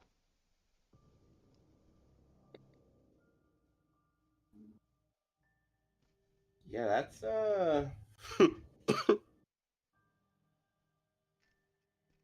And I know he's not supposed to be Venomy, but or like symbiote-esque, but with survival instincts, I think I would have to say it to my players, like, it starts moving in non-normal biological ways as it sprints right past you. It's almost like part of its body like sunk into its chest cavity so that there was a gap between you and it. It's just moving its body in all these weird ways. You're thinking it's, oh no, what's the guy's name? Doug Jones. You think it's all of a sudden Doug Jones. Oh god. More things I don't know what you're talking about. The Doug Jones is the guy who he was the creature with the eyeballs in his hands in the labyrinth, but he is also Abe Sapien in Hellboy, and he just plays really tall, lanky, weird He's the original. creatures. He's the original Pinhead, isn't he? I think so. Like he's From the Hellraiser franchise. He's just a very strange man that has fun being weird creatures. The Pale Man. Yeah. Yeah. He's not Pinhead? Just... Okay. Okay. Is he a Doug? The guy who's Pinhead? Oh, okay.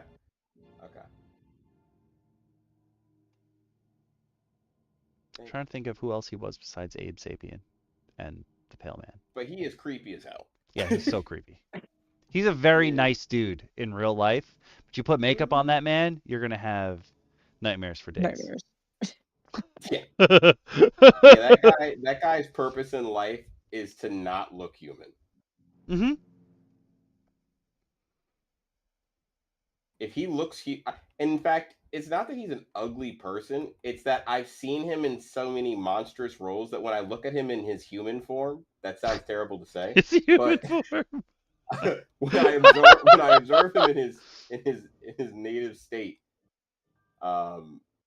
he just seems so strange to me. Yeah. And I feel like he's still in costume.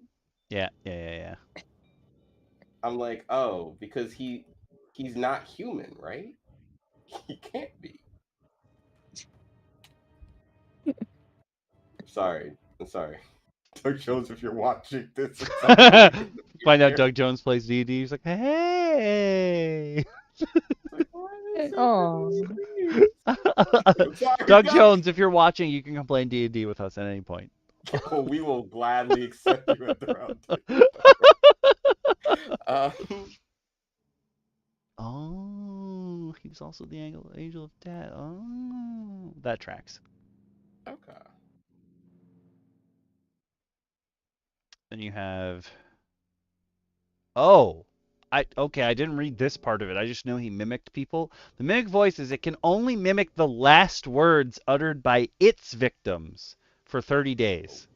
It only mimics your last words, so they're all gonna be terrifying. Unless, listen, the majority of people getting snatched up by this dude are not gonna be like, and I proceed to the next life. It's mostly gonna be, ah! Yeah.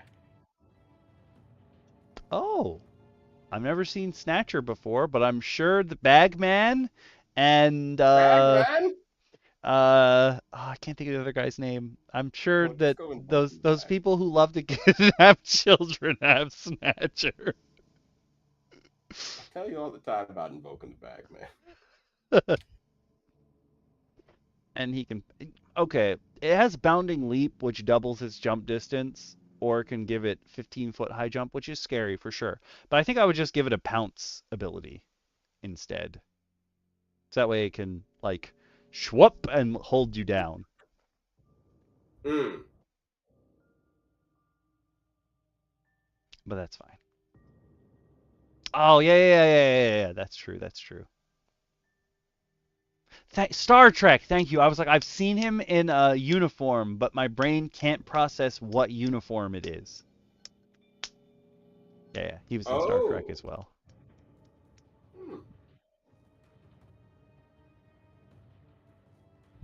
The man's a legend. So I guess true. the best way to put it. But the fact this thing is mimicking the last words of whatever it killed That's a horrifying idea. That's like it killed your party member, and then it just decided, yeah, I'm just gonna copy his voice. Mm-hmm.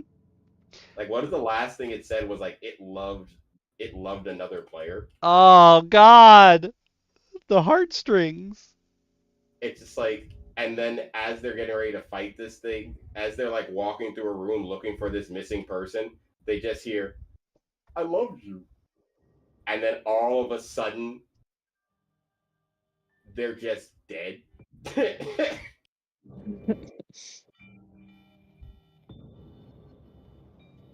I was thinking if you're one of those players that when your character dies, you just bring in another family member that's exactly like them with a slightly changed name. Imagine that you just keep hearing the previous family member's voice. Just Oh keeps my killing god. your whole clan. That could be your character's whole story. Like there's 30 siblings in this one dwarf family, and one dies, the next one goes off, tries to find them, and it's just like, I hate this thing. One of them happened to live one time, and it's now your whole family's like arch nemesis. If you want to bring a little levity to this thing obliterating your family. Deleting your familial line. I'm sure he gets around in the weirdest way too. Oh, 100%. He's got he can do one attack with claw and one with its bite, which are pretty standard claw and bite things. However, just like the maw, this dude grapples with its mouth.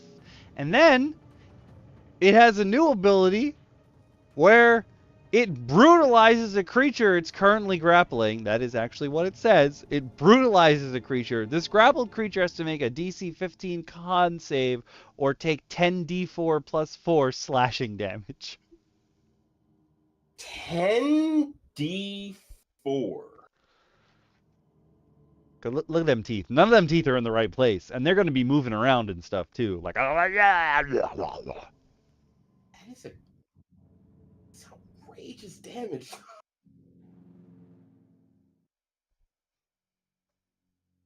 Like, I understand that it only tops off at 40 in the long run, but still, that is. Well, okay, hear me out. This dude grabs you, puts you in his mouth. Now he's faster. He just starts booking it. So you can't Right. catch him now, and he's just like he's ripping and tearing until it is done on this one dude that's just stuck in his maw. Mm. And he can climb the walls too, so you gotta get someone to go after him. Mm-hmm. Not it. Not it. But this is also the time where the Ranger's Hunter's Mark becomes your best friend. Oh, Mhm. He is basically, he's a living garbage disposal. Yeah. There's a lot of not okay about this. There's so much. There is so much far from okay I don't think this one has. that it is frightening. I was gonna say this is one of the ones that nobody commented on because I'm sure everyone's just sitting at their desks like, oh no, why? Why would you make? Yeah. What's? Huh? Like, hey, what did I do to you? Why do you hate us? Why would you do this? But this in conjunction with the Maw and a lot of the other horrifying stuff you want to throw out there. Mhm. This is prime horror. Yeah. That I think you should include in your campaign. You could even, if you're not playing 5e, you could even basically use these same designs and these ideas if you're running like a Call of Cthulhu game that your characters are investigating. These are the kind of eldritch horrors you don't want to run into. Yep. Yeah. Or SCP would also work. Yeah, you could go SCP. I think I think you can get away with a couple of different things here. What's the one? Grimjack just got his copy of Triangle Agency, which is basically a more weeb take on SCP. Oh. Oh wow, the music just... I upped the music because I realized I couldn't hear anything, and it just hit like the crescendo, and I was like, all right, time to leave the Straggler behind, but I'm going to put him in there. I feel like, though, as a CR5 creature, he might actually be more of like a 6 or 7. I could see it. I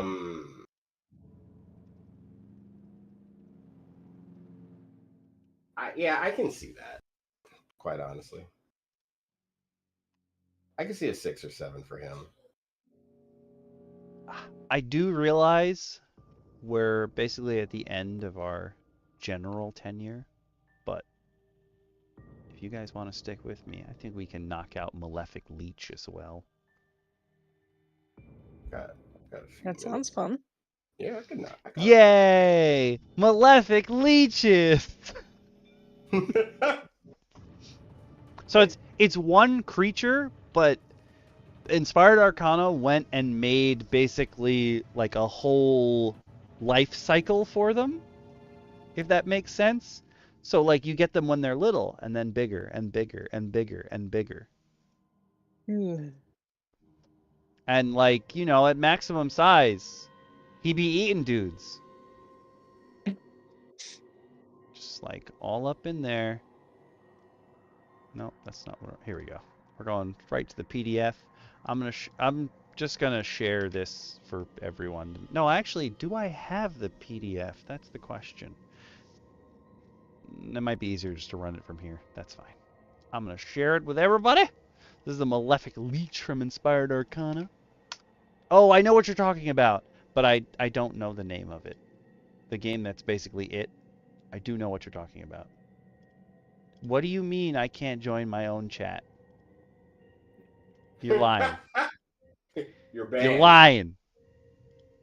You're banned from your own chat. What the hell? The mods are asleep. You've been banned. I cannot pin that. That is so weird. Okay, but here we go.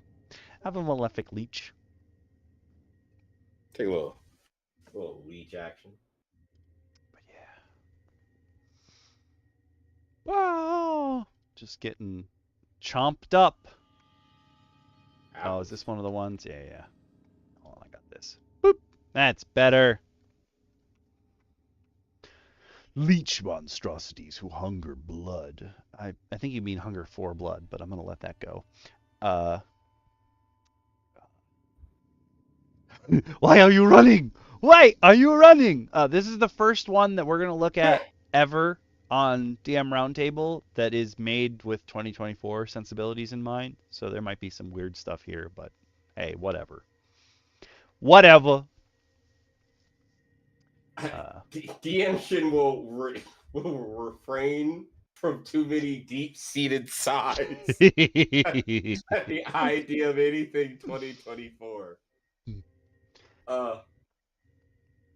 I was thinking when you said, oh, you could put tentacles or you could put the parasitic, the predator parasites in the inky pools or something. I was like, you could also add these malefic leeches in because these guys are just like little leeches and they do spit acid at people or they latch on to hold you there. Like this would be a good if you wanted to up the CR rating of the lurking maw. Just throw these guys in there in that arena, and you can even put the straggler in there. The straggler is the one who brings you there. Your team has to chase the straggler who's running to the lurking maw. I'm for that. He has a pretty. They have a pretty long description. We don't really need to read all of it though. But they're not natural creatures, so they're monstrosities instead of beasts. I guess technically they don't have psychic abilities, so they don't want to say aberration. Usually an aberration has some kind of psychic ability, but I think you could also classify these as aberrations if you wanted to, because they're not normal and you have to basically pump weird magic into them to get them superpowered like this. Why you would want to do that, I don't know. You're a freak. Why we would want to do that? I don't. Someone hurt you. We don't know. We're sorry. We don't know who it was, but we're sorry. All right. Yes. I like it. I like it. I like it a lot. I like it a lot. Cool thing is, there's a difference. There's no way for you to, as a DM, it's going to be hard for you to be like, this is a male leech, this is a female leech, because I don't think the average player is going to be like, yo, what parts it got? And if they are also a freak. Yeah, I don't regularly question the gender of the creature I'm fighting. Yeah. But Inspired Arcana says if it's a male leech and it gets hit with fire or lightning damage, it explodes and rains acid down on people. Oh, that's fun. That's something you just flip a coin for. I'm like, or hey, yeah, like it rolls a save. If the save fails, boom. I don't. Yeah. I'm not gonna be like, yo, that one got a dick, so it's gonna blow up. Why? Why? Also, I am fairly sure not how leeches work. Yeah. But also, you have to ask it just like that, okay? Hey, yo, does it have a dick?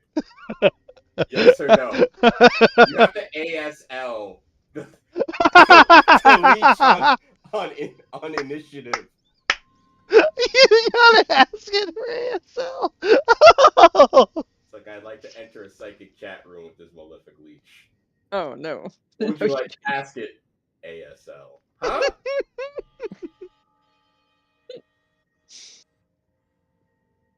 I need to know if I could light it on fire and blow it into a pool of acid. Oh my god, it's fantastic. Whew. Okay. Once again, folks, welcome to the Roundtable. Where we provide you nothing but the finest flavors for your TTRPG needs. To answer your question, this first level Leech Fist, this Wretchling, is small. Good night, This one's small, so think like a 7-year-old sized at max, which is still pretty big for a leech. I don't know why when you said a 7-year-old size, I just thought of that scene from Parks and Rec where they were like, "This is a child-sized drink." Yeah. Like, this is a child-sized drink, like a child-sized drink. Yeah, this is the size of a child.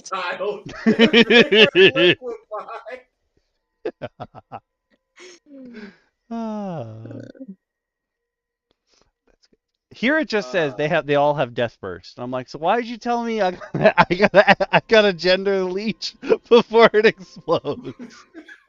It's just all just habit, adding man. flavor. Yeah.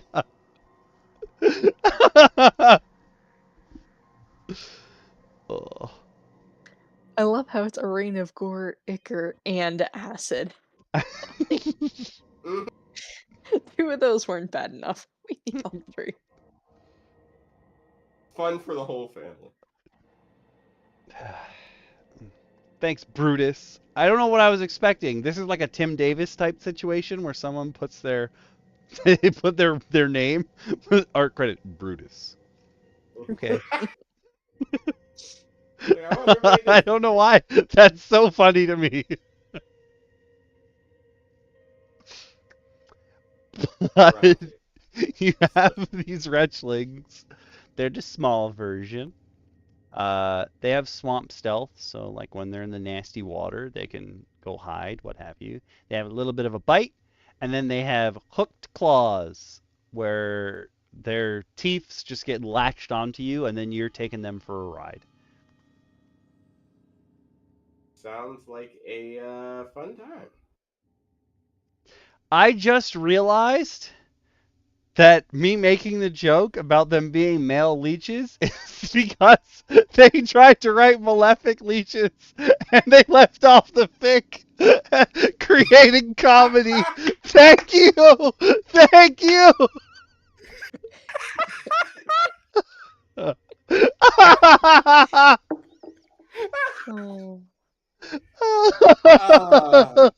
Folks, oh once man. again, welcome to DM Roundtable, Oh, it's where amazing.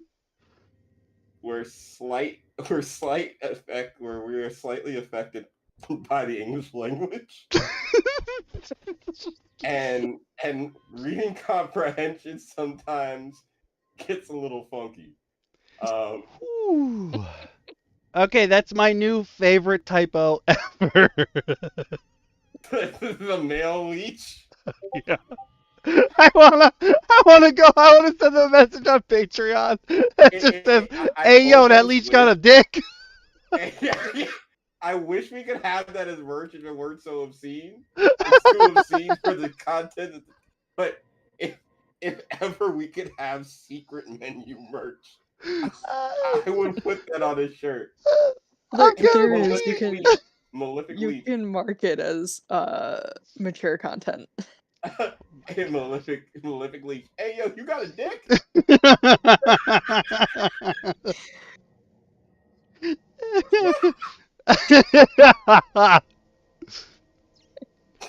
Whew. Oh, things you never wanted to know about leeches. Yeah. Seriously, there is a world of things I just didn't need to know about leeches. Oh shit. I- Okay, I don't know if this is a 2024 thing, but in the reaction section, it has trigger and response. Is that how they write them all? That's actually smart because like if you're the DM, you want to know like when should I do this? That's smart. Yeah. That's actually pretty genius. Wait. Did we just praise something from 2024? I think we did. Suck my explosive acid. But yeah, it's got ambusher, which the Straggler also had. Like, oh hey, I'm coming. Open this one big. Then we move on to juveniles, which are medium-sized, meaning they're about human-sized. Ew. Oh, they stand 6 feet tall when they push themselves upright. I don't like anything about that sentence. 6 feet tall? Yeah, no, there's no comfort in that statement. There is no joy in contemplating a 6 foot tall. No, just Don't like it. Even if your DM could be stupid like me and be like, oh, it pushes itself upright. It's 6 feet tall. You're making what would be eye contact if it had a hole, if it had a head instead of like a hole, like a lamprey. And then it starts running at you. But the way that it runs upright is as if it's in like a sack race. And it's booking it towards you. So the players will be like, ha ha ha ha ha, and then it just like lunges at them. I like this. I like this a This lot. one's more repugnant than the last one. I don't know. The first one was pretty gross. None of them are winning my award for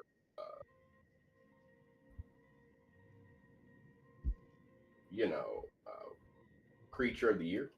Yep. Mm. Yep.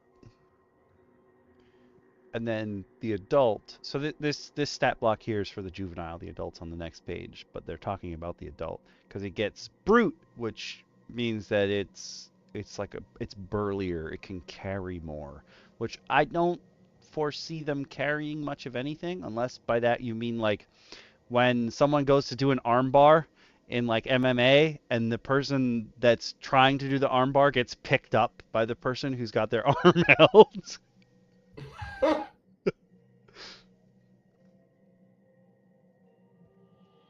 I don't think they do, but now I'm going to say that that's what it means. Yep. It's got his death bursts, same as the other one, but it doesn't deal any damage. This one, oh wait, does the baby one deal damage? No, it just gives you poison, but it says there's acid in it. I'm putting damage on that. At least a D6. This dude's 6 feet tall. Yeah, that doesn't make any sense. I'm sorry. Bro, you getting burnt. Yeah, you're taking something for that. It says they stand over 10 feet tall and almost as long. What? Oh, so they're a cube. The adult is a cube. Is it a cube or is it saying like 10 feet of it lumbers around like a squishy, malevolent pickle and drags 10 more feet along behind it?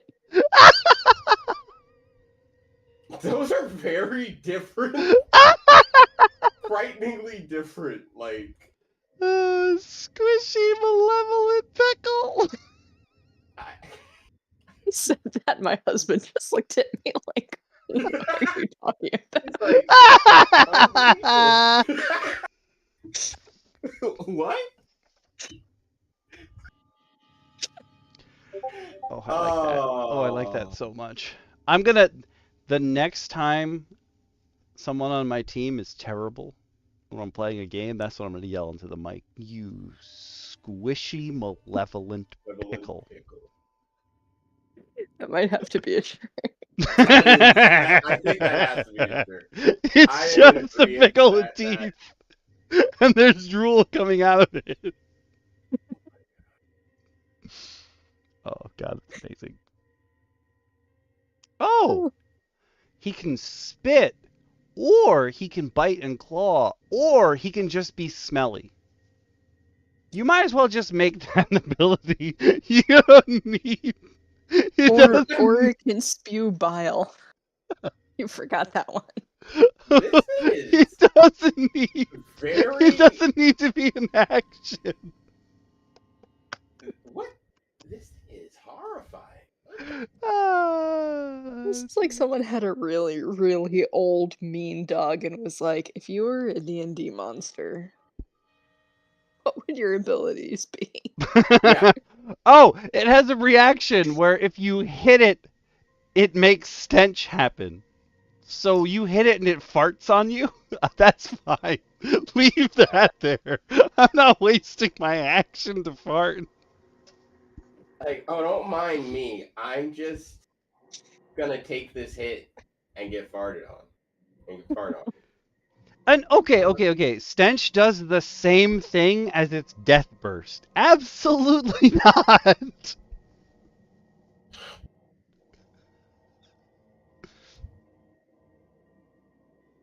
Nah, death burst gonna have to give. I need some damage on that. Oh, here we go. The final page. The adult. He's got death. Oh, he finally does damage. He has to be an adult. He has to be 10 feet tall to spray you with acid for it to hurt. I don't believe you. You have a hard time trusting that one. Also, how is its attack roll +0? Yeah, you're... Oh. Oh, because he didn't want to write -2. It should technically be -2. Because Dex. That's definitely what they went off of. -2. He's just spraying all over the place and praying. My Lord and Savior Maw, please guide mine strikes. But it's proficiency.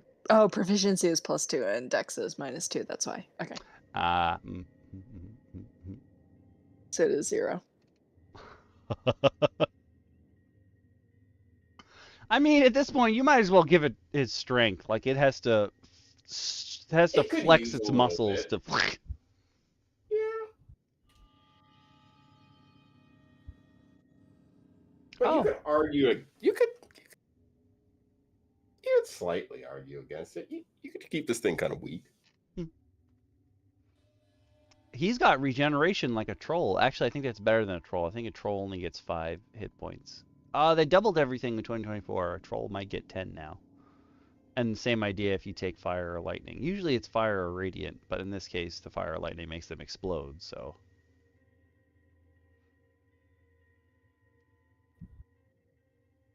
Oh, these guys can acid spit twice. Oh, here's the bile spew you were talking about. Oh, you can blind people. Oh, that's cool. I don't think it came from this, but our Verdin, one of the things on their mutation charts is blinding spit. So they grow like a new gland underneath their tongue, and if they lift their tongue up, they can like hawk a loogie at somebody from that, and it'll blind people. And it's the way that it's written is that anywhere on the body it touches them, you don't need to shoot them in the face. So I run it like it's some kind of psychoactive spit, like the girl from Umbrella Academy. Mm-hmm. It just makes you blind instead of making you imagine you're dancing to Footloose.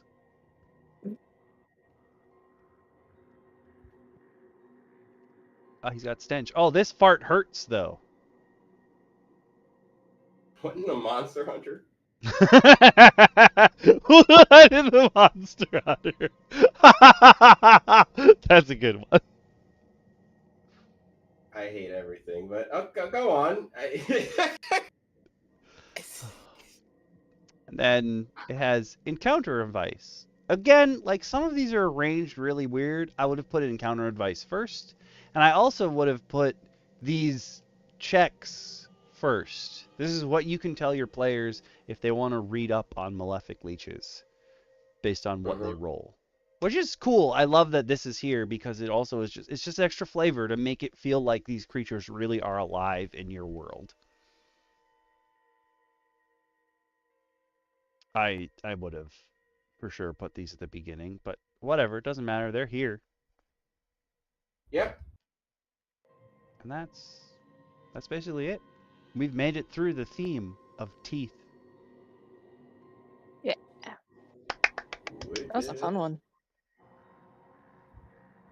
Going through this and seeing how we could fit everyone together, I had an idea that I could fit the 3 of them together to begin with, but it makes me feel like later on when there are things where I've grouped some of the creatures up where I feel like they can fit together, I know now for sure you guys are going to also come up with really great ideas to make sure that they really do fit together.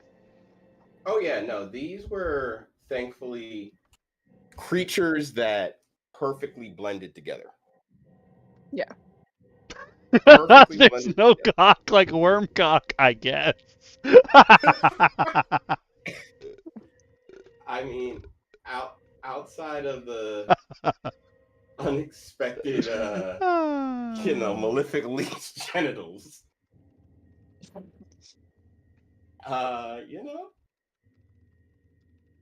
I'd say everything in here is horrifyingly useful.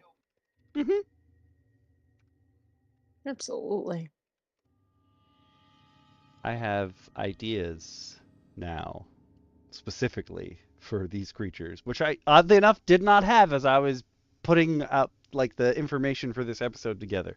But now I have so many ideas and a space to put all these guys in right away. Yeah.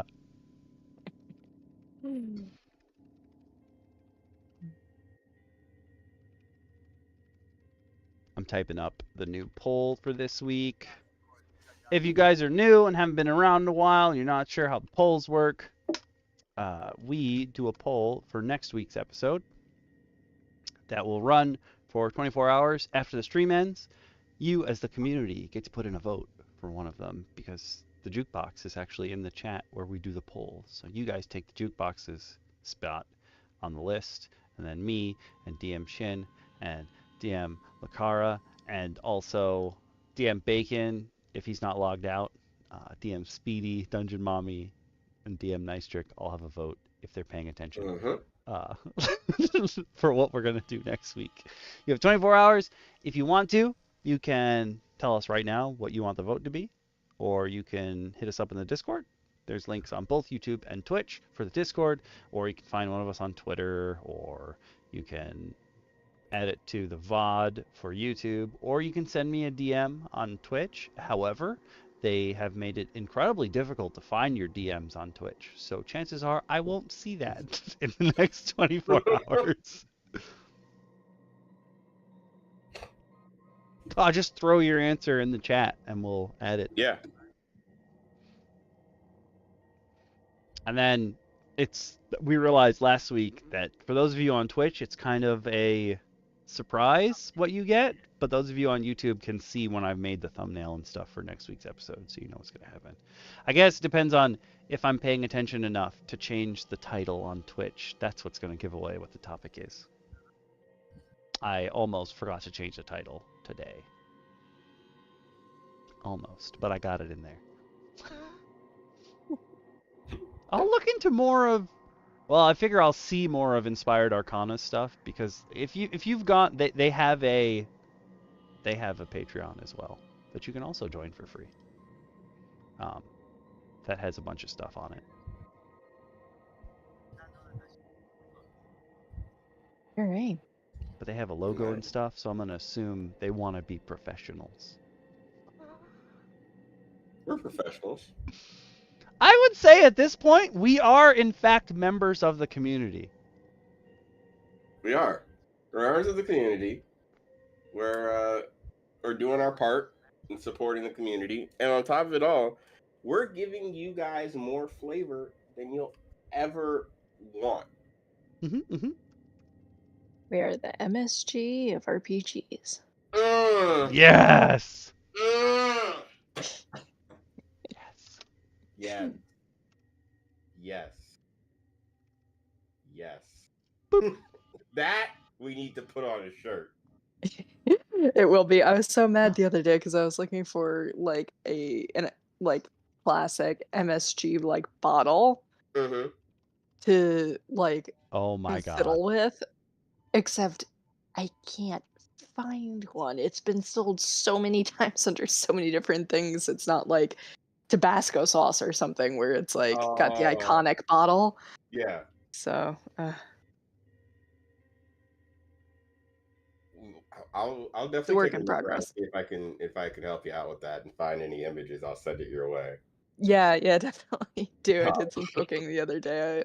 I'll check my cabinet. Yeah, you got stuff in there from 25 years ago. Yeah, I do. Another reason to subscribe at any level, please.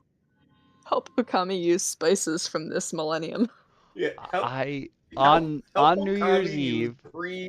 Help Okami use post-war spices. on New Year's Eve at the annual Knot Party, Jackie Jinx came over and she opens the fridge. We were like, oh, there's stuff in the fridge. Take whatever you want. And she opens the fridge and she looks at one of our crisper drawers. It's just full of coffee grounds and bags. And she goes, why do you have coffee grounds in the fridge? And me and Goblin Slayer did not look up, but I said, because my mom is weird. And at the same exact time, he said, because his mom is weird. And it just came out in chorus. And I was like, yeah. Everybody knows it. Yeah. It's just, if you know Okami, there are things you know about Okami's life, and you just accept. You're not happy to, but you have to You some just come to know. Yeah. A vote. So to prevent the demi-plane of sludge Yes, and you the have to coffee avoid it. grounds of destruction, Yes. like, comment, subscribe, share with your friends, and bring your friends, family, loved ones, enemies, and everything in between to the roundtable. Ooh. Ooh. You know what? I think that was the other vote last week. No, maybe it wasn't. But my vote this week was also going to be races, species, or I guess lineages as well. I'm thinking I don't know how much space I have to put it in the poll. I don't know if I can put all three of those slash slash slash. But yeah, I was thinking of that too because Pathfinder calls them lineages.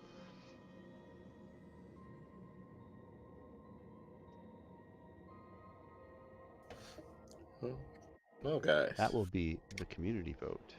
But yes, if anybody else wants to put it in, then there'll be some competition. You don't have to. But I think that's a good topic for next week. That's what I'm going to vote for as well. Figure we haven't done that in a while. No, we haven't. But yeah, thank you for joining.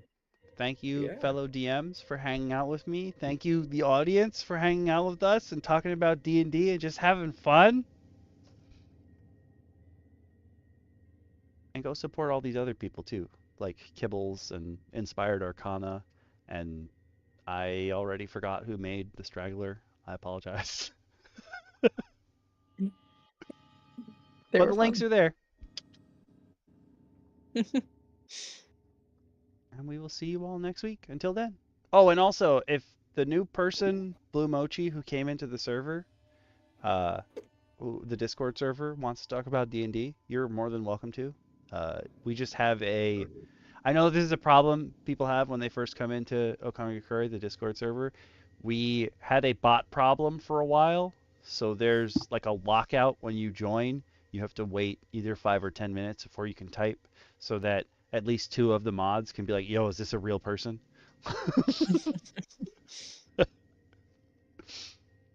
So you can type now if that's what you were worried about. You can come type in tabletop schmabletop. Good night, everyone. Good night, Good everybody. night.